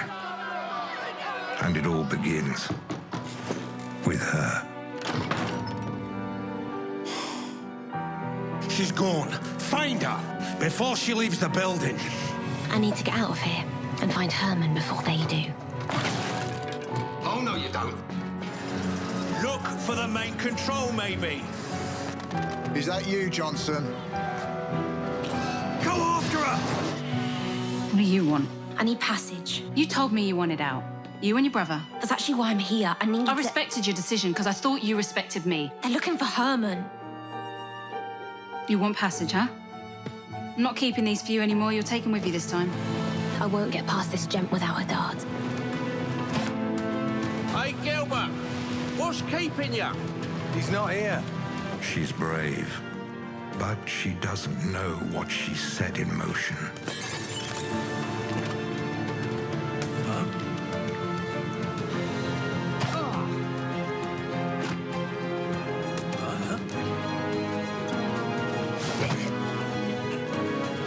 I must find her. I'm all he's got, Alva. He's all I've got.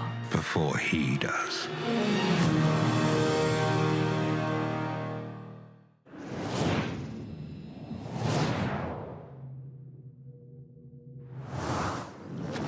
When the meteorite struck,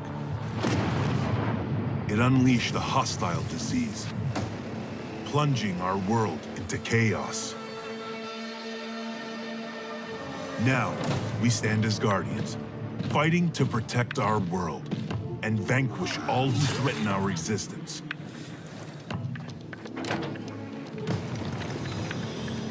Against all odds, we must battle mutations, traitors, and infidels.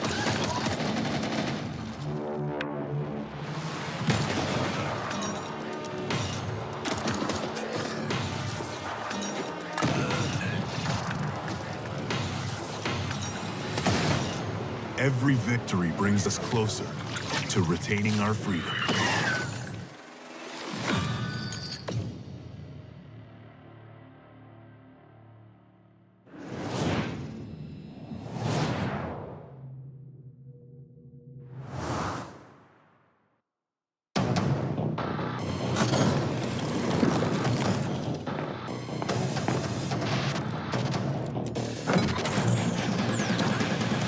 The Dynasty have blown the bridge to the temple site. Our drone reconnaissance shows heavy defenses in the area, so watch your step. Get some defenses up and give the archaeologists time to work.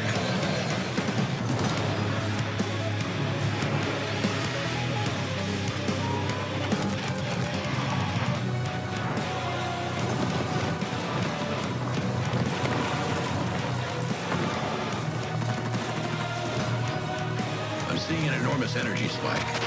What is that?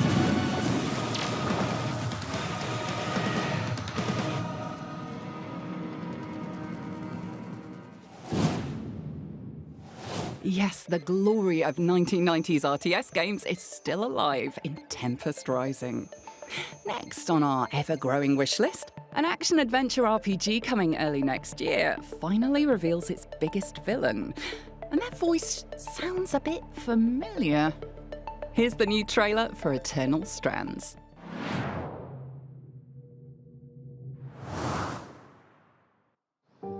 All my life, I was dreaming about becoming a point. To do it alongside a renowned weaver band, it's a chance to make history. The Surgeborn. They've had us on our back foot for decades. Ever since our people have been in crisis. Our weaver band is here to help. We're ready for anything, no matter what happens. Best to assume the worst. This could mean an all-out war. You sure she's ready for all of this? Your reckless conduct has unleashed an enemy that nearly destroyed us 27 years ago. Let's not lie to each other. I like you. Can't say the feeling's mutual.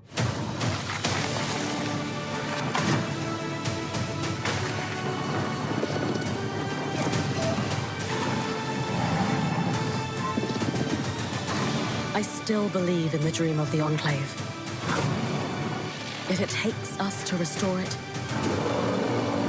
I'm up for that challenge.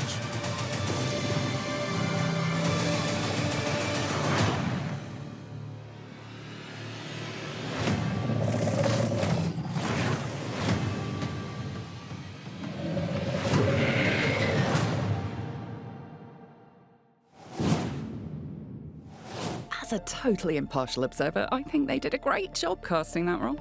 Our next most wanted game is from a developer who created a few quintillion planets last time around, but now is focusing on just one. Explore a fantasy world the size of planet Earth in Light No Fire.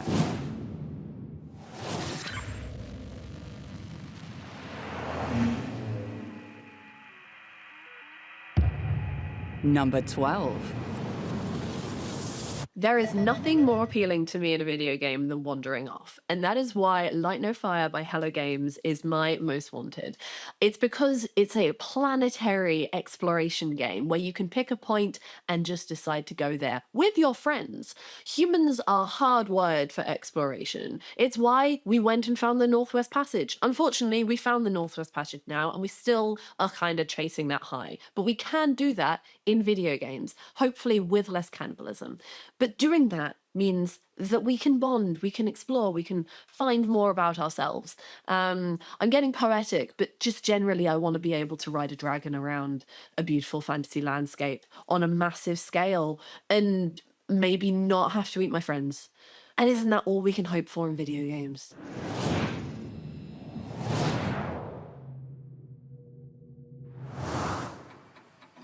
What if Pablo Escobar and the cartels of the 80s had the internet? Welcome to Miami, 1985, where the cartels have more than just guns. In this world, hackers are the cartel's most dangerous weapons. And the biggest cartel's top crew is untouchable.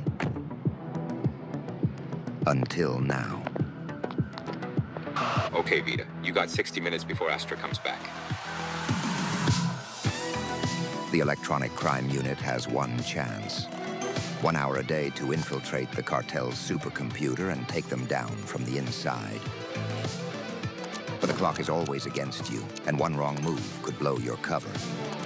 In Vice Undercover, no one is who they seem.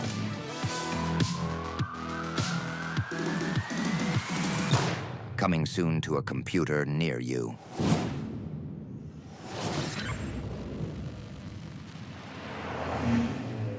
Number 11. Metal Gear Solid Delta Snake Eater. I am so excited for Metal Gear Solid Delta Snake Eater, which is a remake of one of my all-time favorite games.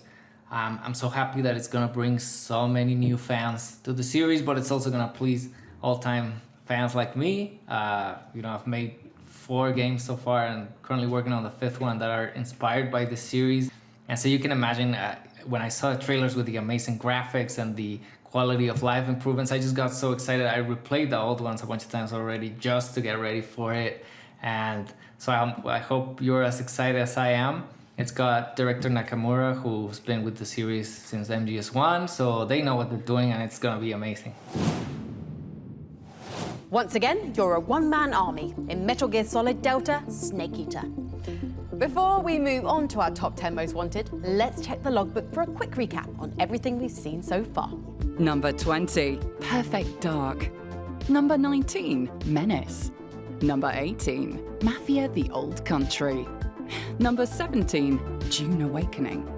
Number 16, Witchbrook. Number 15, Skate. Number 14, Project 007. Number 13, Atomfall. Number 12, Light No Fire. Number 11, Metal Gear Solid Delta Snake Eater. Time for some tactical shooting and a fair bit of backstabbing. Next up on our wish list, 3 teams of 4 battle for control of an arena in asymmetrical FPS Alara Prime.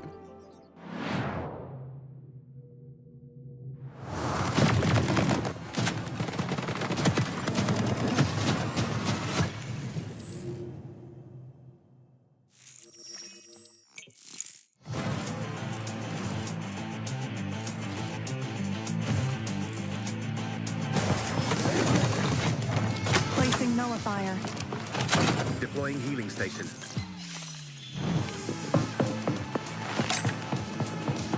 Flash out. Sending a decoy.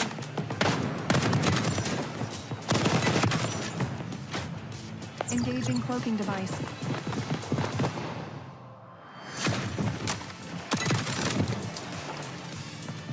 Capturing the uplink.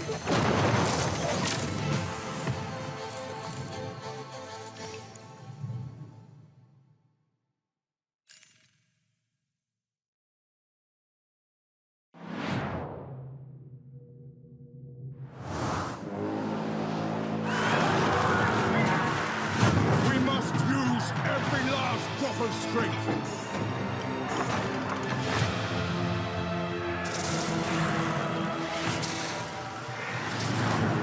The Niners are overwhelming the defenses! We've received militant tribute from the rebellion. We're here to help you defend this town.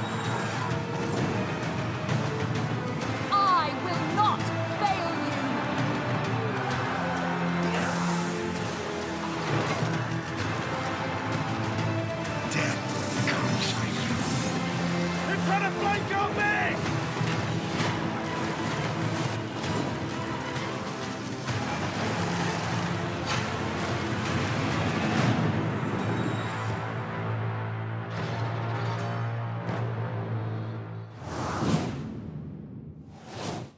Please hold still.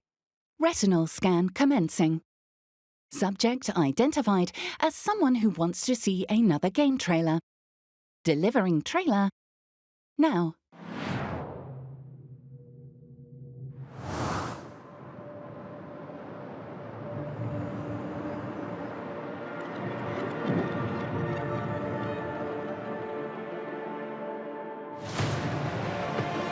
What if all my decisions were right?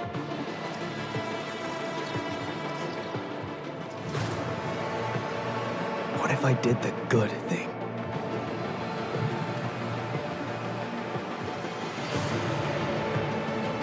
What if I don't want to change anything? And what if I was wrong?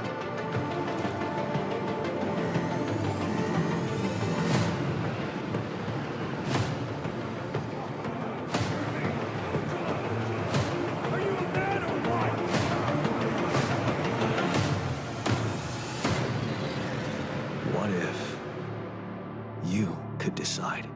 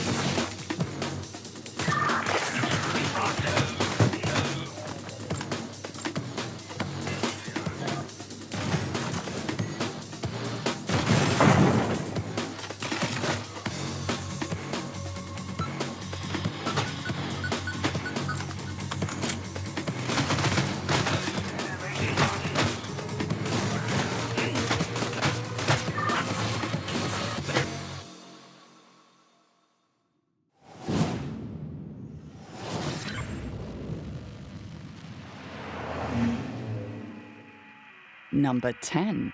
The Thing Remastered. This is Stephen Kick from Night Dive Studios, and we're usually not good about keeping secrets, but... I'm gonna hide this tape when I'm finished. If none of us make it, at least there'll be some kind of a record. We still have nothing to go on. Have you found anyone yet? I just arrived. See if you can find anything that'll give us an idea what happened. Stay the hell away from me, I'm warning you. I need your help. I ain't going nowhere with all those things out there. Kill them, and I'll help get us out of here.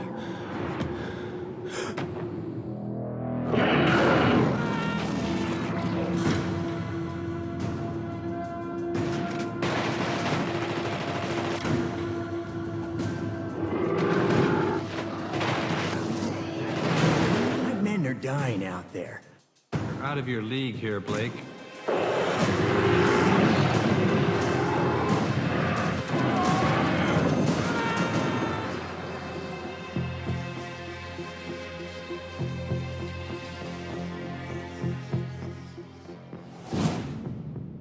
Trust no one. Except for me, obviously. When I tell you The Thing Remastered is out and you can play it right now.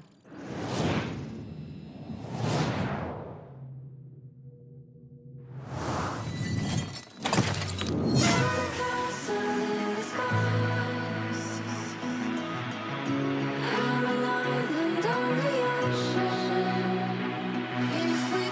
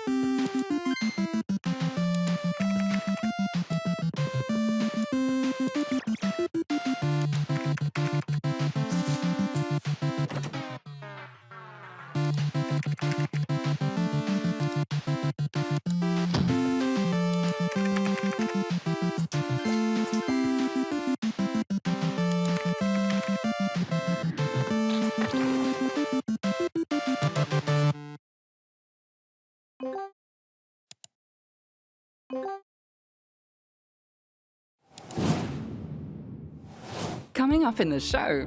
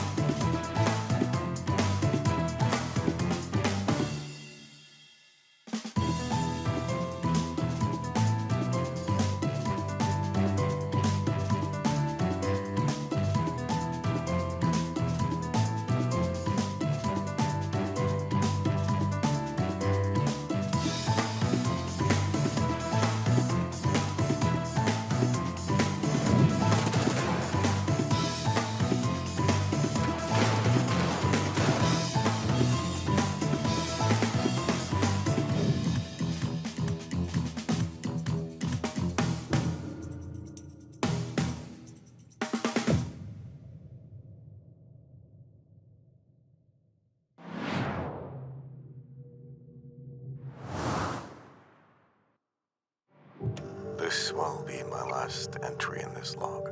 They're coming for me. We lost everything. Because of ourselves. The world lies in ruins, and now the future is in her hands.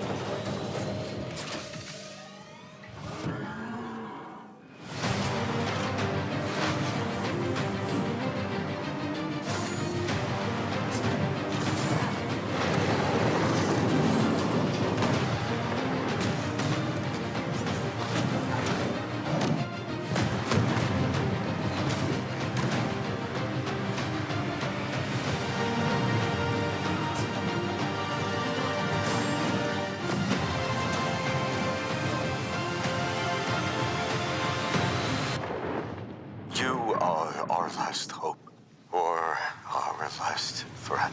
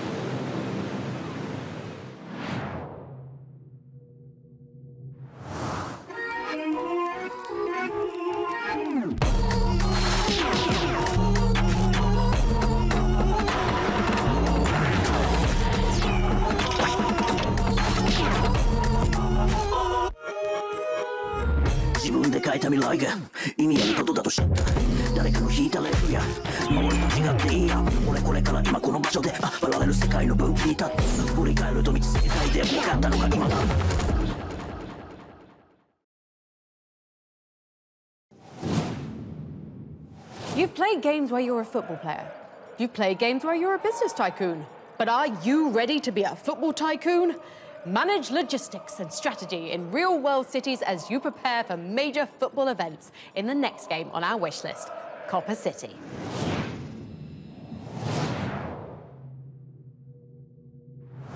Welcome to Copa City. You organize events in big cities.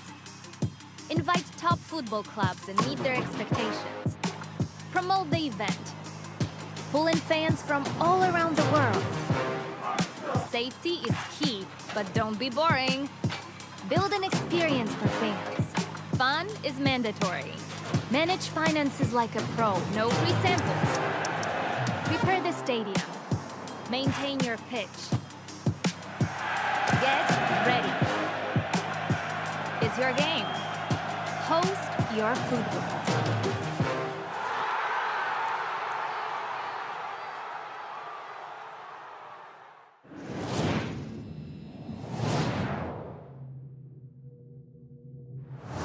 Our story began with a few steadfast companions a dream and a woodcutter's axe. We built some homes, farmed the land, and soon more people joined. Together, we built something beautiful. A city to be proud of. A city of which tales will be told.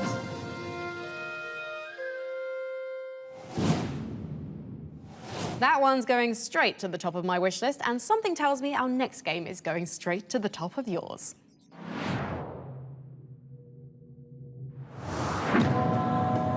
Nossa terra há de parar de queimar hoje.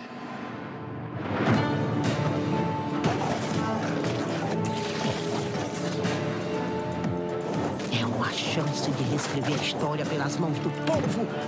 Voltar e voltar até que a nossa versão seja contada. Desista, Jagunço. A força do progresso irá reduzir Canudos a pó.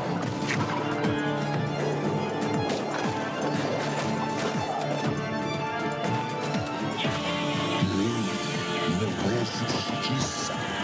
Muitos foram escravizados e explorados pela lei dos homens.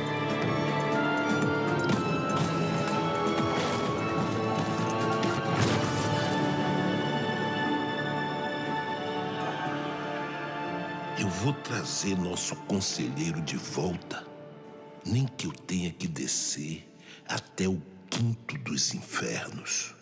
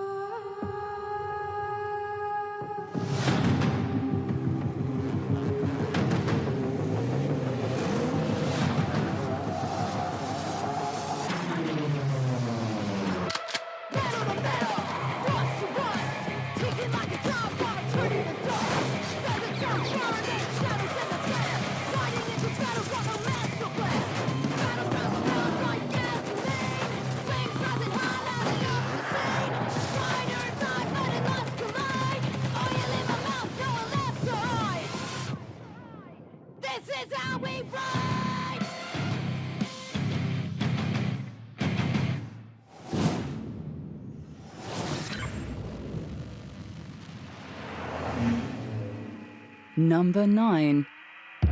Wonder Stop.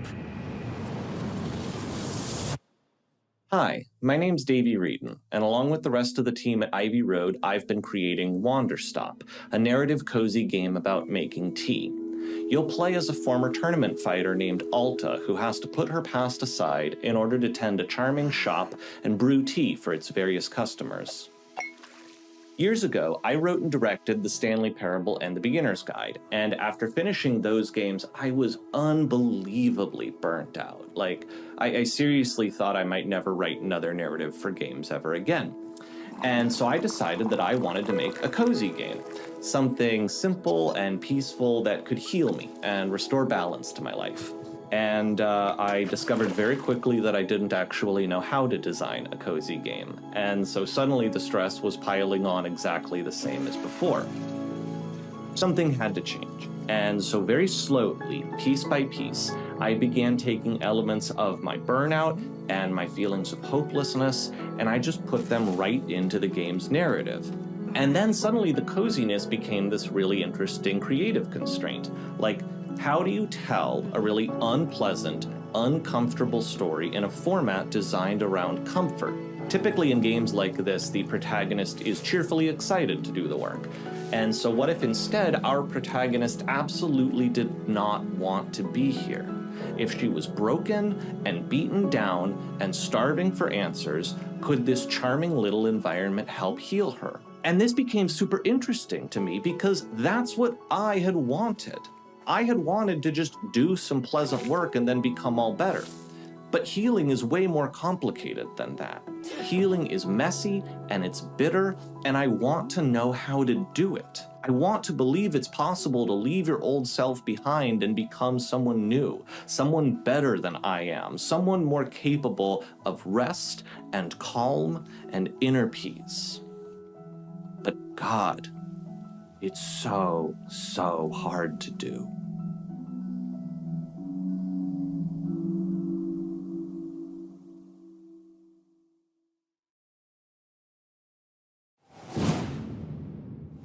Is anyone else up for a piping hot cuppa? Drink it quickly, though, because Wonderstop is just around the corner, brewing up for March the 11th. Moving on to the next game on our most wanted list. We are so keen to play Obsidian Entertainment's long-awaited fantasy RPG Avowed. We even challenged game director Carrie Patel to answer as many questions as possible within 60 seconds. The clock starts now.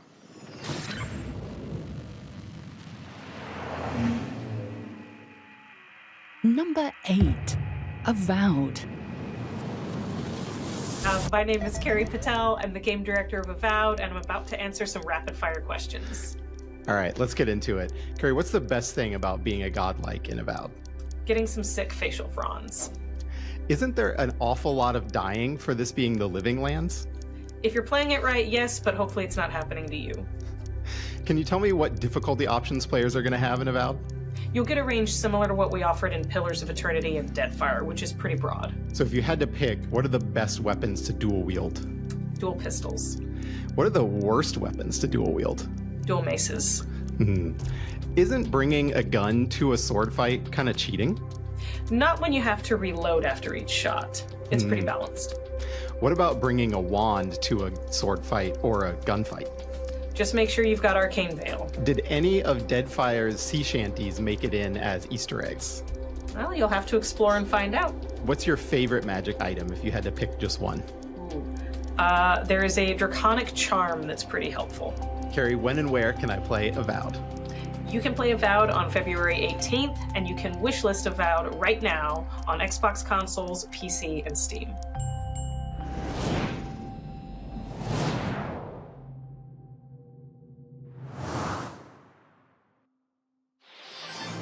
Welcome to the finals, the world's greatest game show. It's showtime!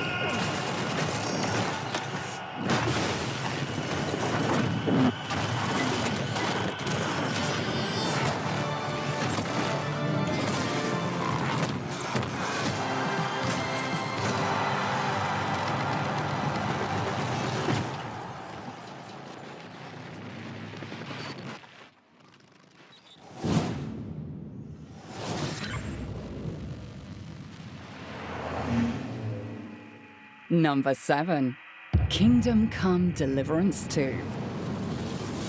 Hans, look at me. For the love of God!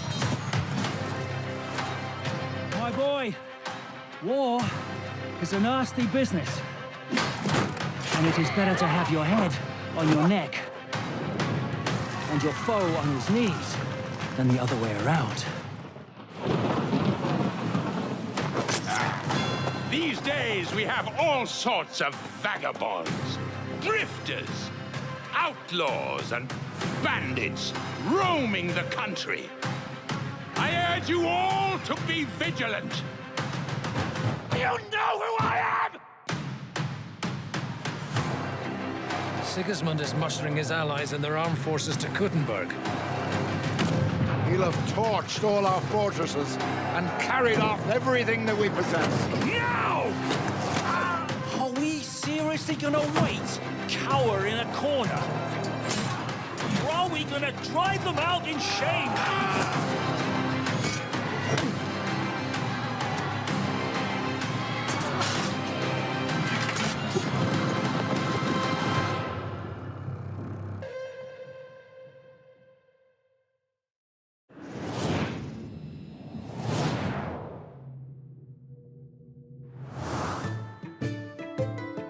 You look like you're new to Rosewall.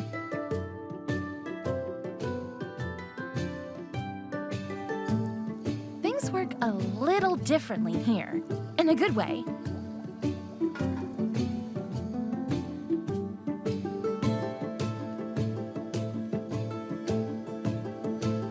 There's lots of buying and selling going on, of course.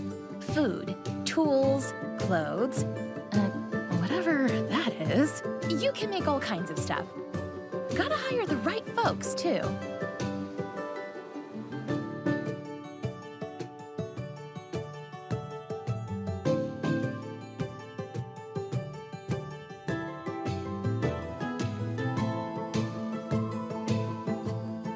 There's also a whole mystery afoot. But you'll only get to the bottom of it if you can keep your shop from going under. Good luck!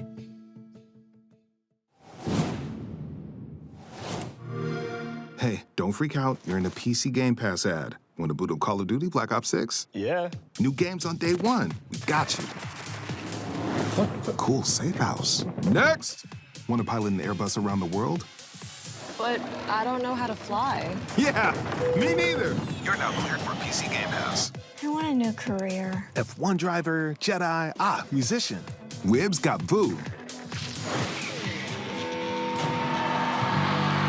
This is my kind of office party.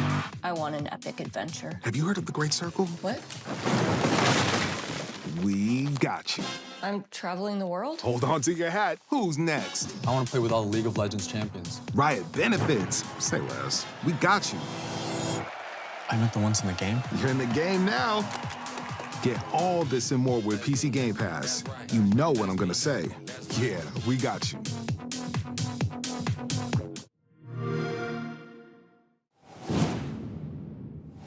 Want to access PC Game Pass right now? We are giving away 1,000 free codes so you can check out everything Game Pass has to offer for free. For a chance to win, just visit the link below.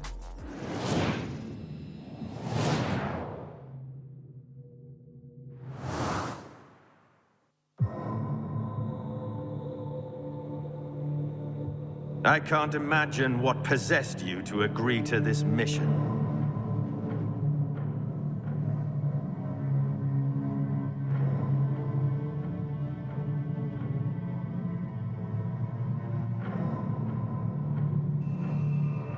As for the answers you seek, I can only set you on the path.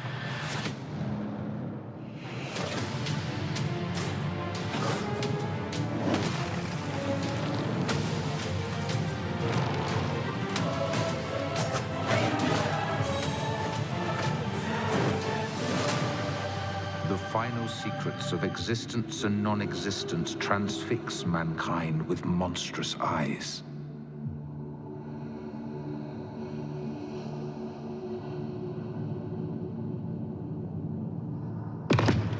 We are to witness the divine, you and I.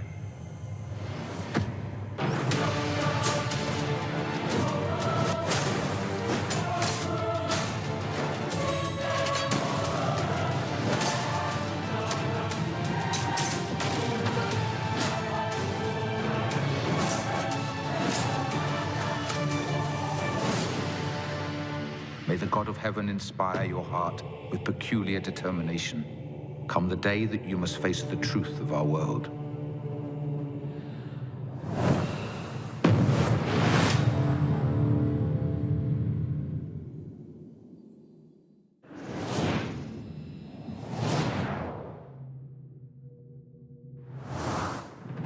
Through songs, we summon heroes of old, honored or cursed. We are wardens of the She, gatekeepers of the other world. We are bards, druids, warriors. We are Fianna.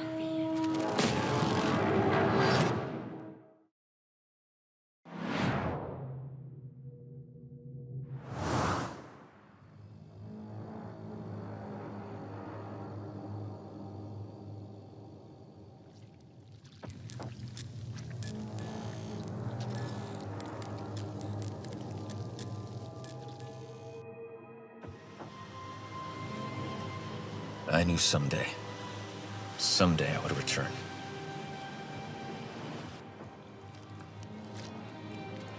But this place, this oasis, it's not how I remembered it. It's strange. The longer I stay, the more I start to believe that maybe I never left. Everyone I ever loved vanished. I came here seeking answers. And those that remain here, they won't let me have them. If I don't tread lightly, this place will become my prison.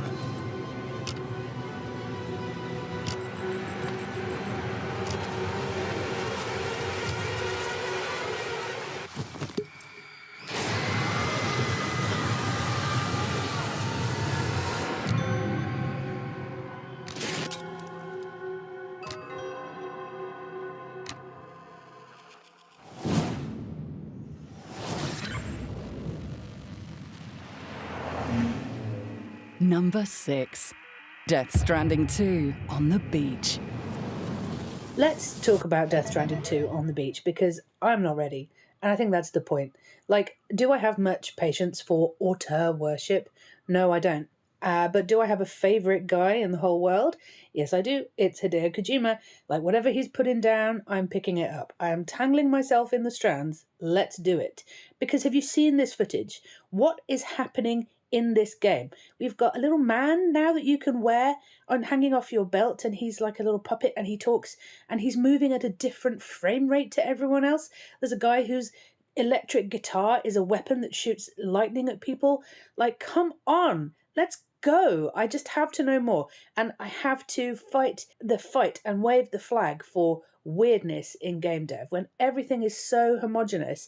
Kojima Productions are out there, just bombastic, massive swing storytelling and high concept world stuff that's like, just there isn't anything else like it. So yes, I am most excited for Death Stranding 2 on the beach coming out in 2025. We are this close to reaching the top 5, people. But first, a quick recap of the most wanted games we just revealed.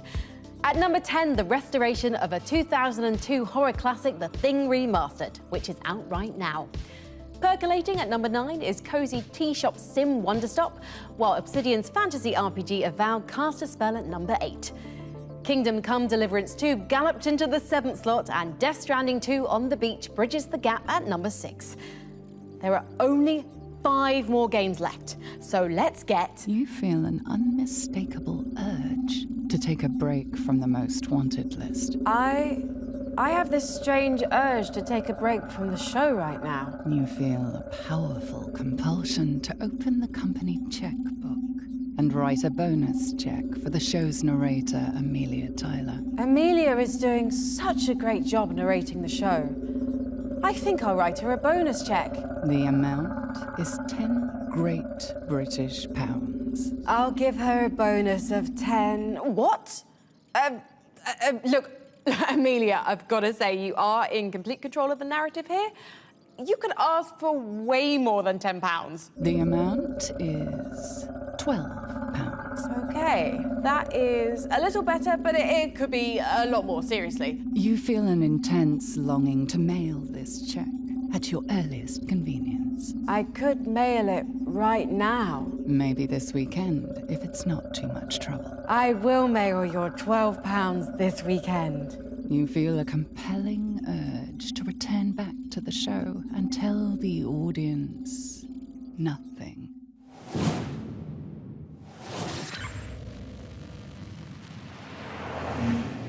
Number 5, Grand Theft Auto 6. So, the first ever GTA game I remember playing was Grand Theft Auto Vice City on the PS2, and with Grand Theft Auto 6, baby, we're coming back to Vice City! Ah! I always enjoy the freedom to explore in open world games, and as a Floridian myself, I cannot wait to travel throughout all the familiar cities I know, and cause nothing but chaos. I am the Chaos Queen after all.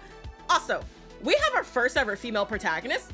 Hello, I am so excited to see how our story plays out. I cannot wait.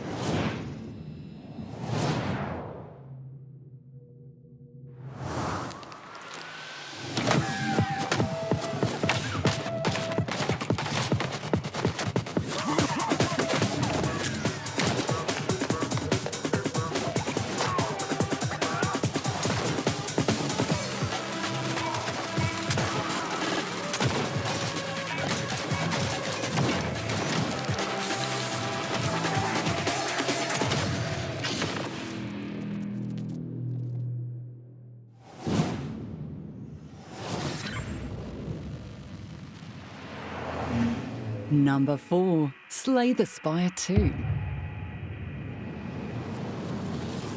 I've worked in procedural and roguelike games for a long time, and obviously I very much enjoyed Slay the Spire. But I'm mostly curious about Slay the Spire 2 because the first one kicked off a whole new excitement and chapter of indie games with deck building. And so I feel like as a designer, I have to play Slay the Spire 2 just to be conversant in what the next chapter of games might look like. Before we reveal the 3 games sitting at the top of our most wanted list, let's recap everything we've seen so far. Judas. Killing Floor 3.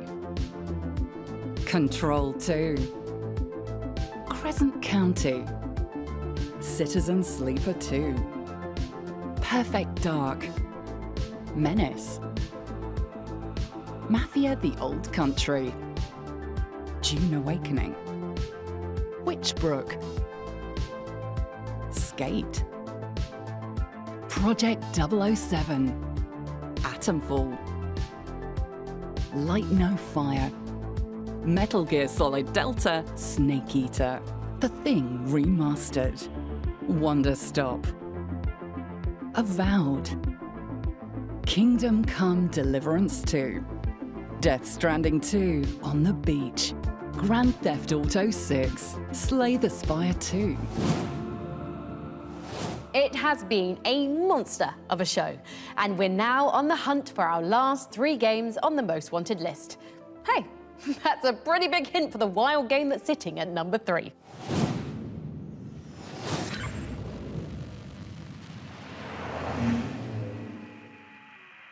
Number 3. Monster Hunter Wilds.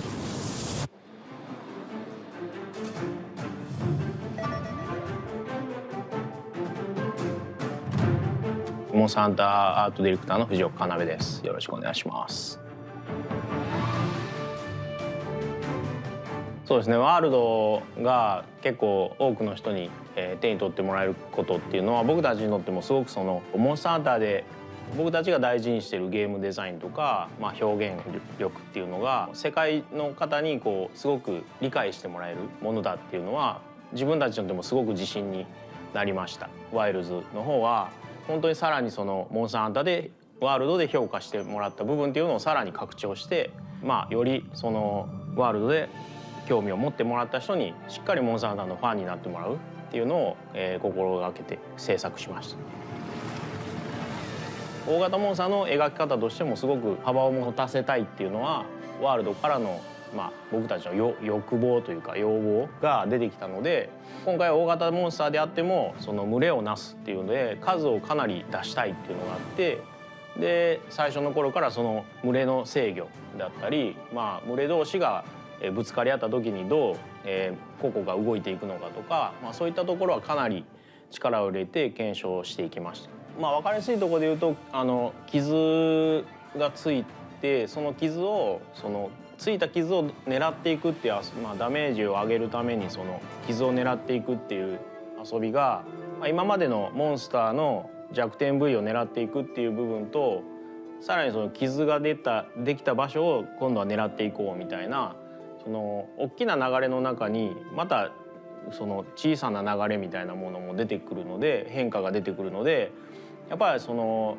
常にこう狙いが変化していくっていう遊びは今までにないその、プレイングになっていると思いますし、こう楽しそうにプレイしてるってもらってるっていうのはやっぱりいつでも大事にしたいというか、そこはやっぱり一番嬉しいところで、やっぱその上手に遊べない、まあ、アクションゲーム苦手そうな人でも楽しそうに遊んでるとか、うまくそのなんていうか、例えばモンスターにやられてしまってもなんか楽しそうにそのしてるとか、うろうろしてるだけで楽しそうにしてるなとか、なんかそういういろんなこうその人その人のいろんな見方でいろんなこう楽しみを見出してくれてるのを見ると、やっぱりモンスターハンターでいろんなところにこだわって、まあ、皆さん本当に皆さんの応援のおかげで20年ずっと作り続けることができたっていうのは本当に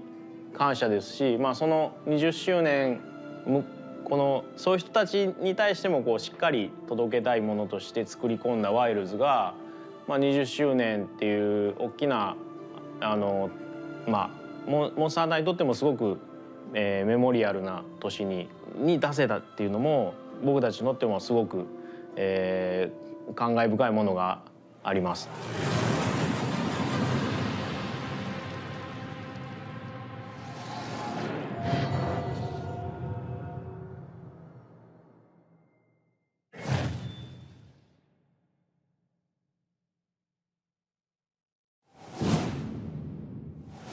This is the first time in the series that a Monster Hunter game will have a simultaneous launch on consoles and PC. So please, join me in the largest celebratory fist pump in PC gaming history. Monster Hunter Wilds launches in February 2025. Yeah! Now, 30 years after his first appearance, the hero of our next game is still changing and evolving. When we last saw him in 2020, he was bouncing around like Mario and swinging around like Spider-Man. But in his next adventure, he's flinging a shield like Captain America and using a cannon that fires shredded skulls like, well, like a Doomslayer. Our number 2 most wanted game is Doom, The Dark Ages.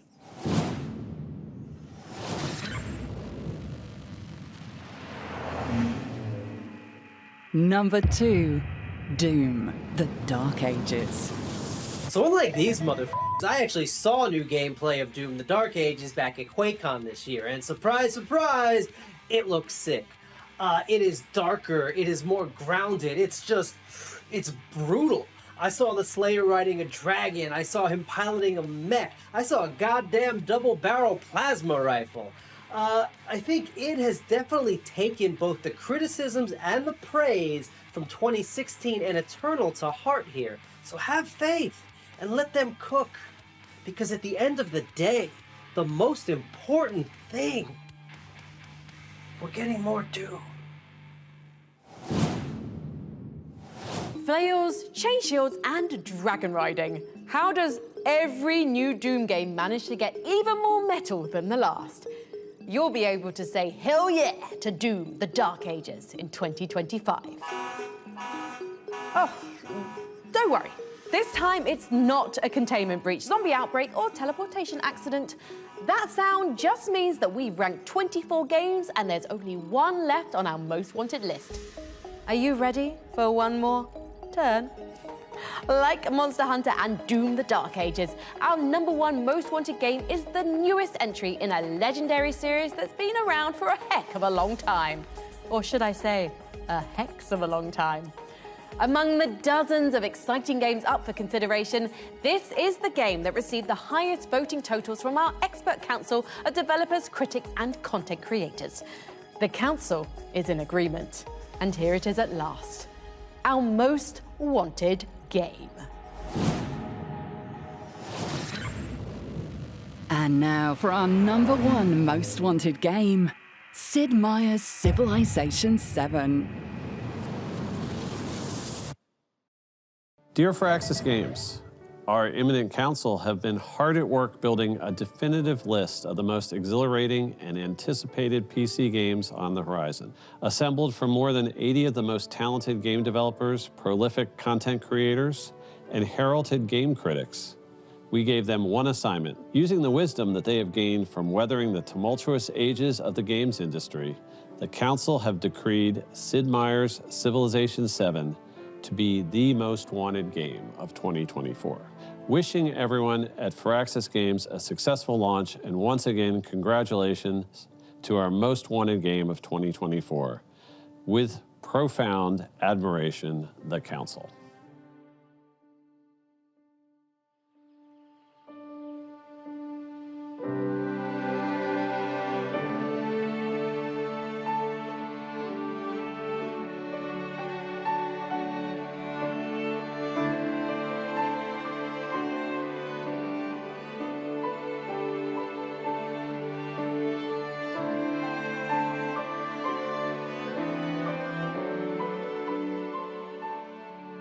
For us, it's very important that a new chapter in the Civilization franchise has to be sort of just as epic as the game is.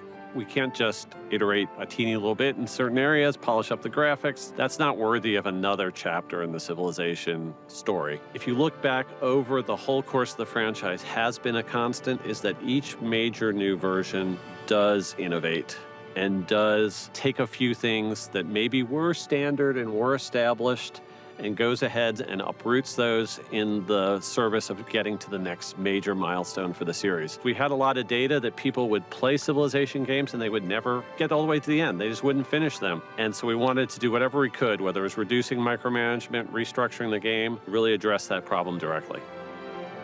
So there are a lot of little systemic refinements that we've gone through, and by and large, most of them thoughtfully look at where the player is investing their time and think about whether there's a better way to make that a little bit more streamlined. So one of the big foundational changes in Civ 7 is that you don't stick with a civilization throughout the entire course of the game. We have introduced the concept of ages that break the game up into chapters. Now you're always picking a civilization that was an empire at the height of its power during that specific period of history. And so we have to think about what is going on at different points in the world at different points in time. And once we kind of get those broad sense of global dynamics down, who are the major world powers here? Who are the big influences on the global stage at each one of these points in history? That's really a place where we can build a composite picture of the processes and dynamics that are kind of co-creating and shaping the world. We felt like for the big core historical Civ experience, breaking it up to 3 chapters was the right way to dig deep into making that the best representation of that chapter of history that we possibly can. We're challenging players to not look at the history of an empire as something that started in 4000 BC, made it to the present, and is going on without end. It's not really very reflective of the way things work in real history.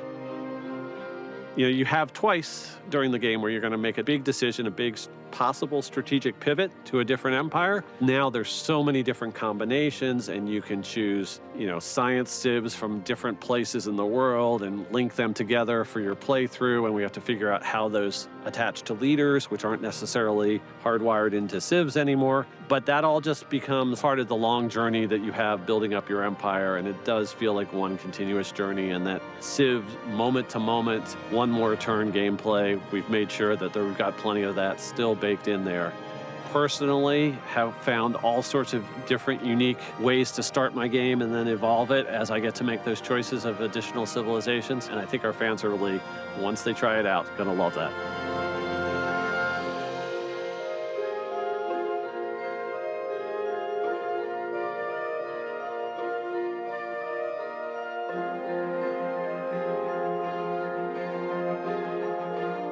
Sid Meier's Civilization VII is coming to PC, Mac, and consoles on February 11th, 2025.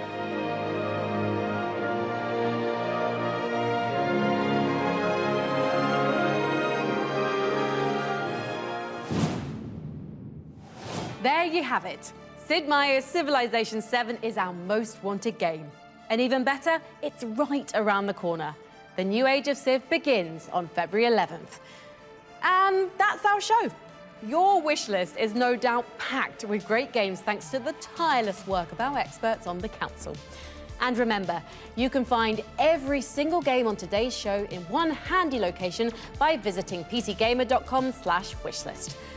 2025 is already looking like a stellar year for PC gaming, so we're excited to invite you to join us for another PC gaming show in June. And of course, we'll cook up another edition of Most Wanted next year too. Until then, I'll be in the lab with dozens of our top scientists. Warning, containment breach.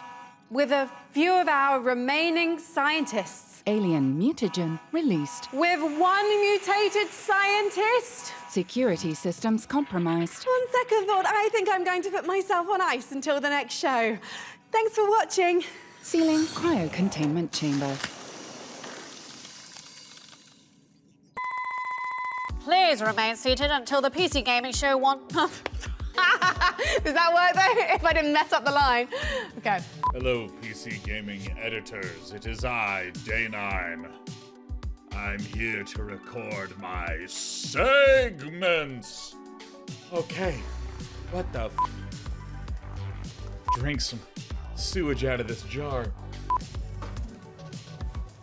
Oh, all right. Anything for content. So now you're a movie vlogger and shrimp. Sorry. God. Oh, golly, doctor. I inhaled my own spit. I feel like I need to burp. But he doesn't want to come.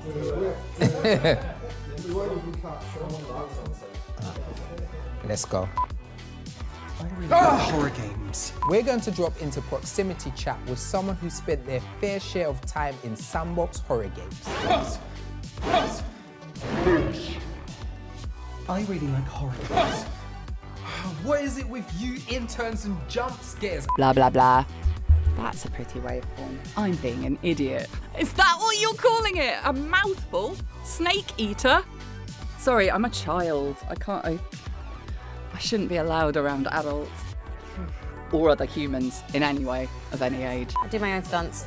I'm the Tom Cruise of the PC gamer. Your wish list, fuck, I can't do wish list. I'm so sorry. What is, oh my gosh. Showing us that nothing, showing us there's nothing, showing us there's nothing. Upscaling with DLSS. And I'm not just saying that because our scientists are part of the same union as James Bond. Oh, I actually said James right. I second guessed myself. Bloody hell. I'm going to seal up the lab and take a long weekend. Thanks for watching. Oh shit, that was so bad. No.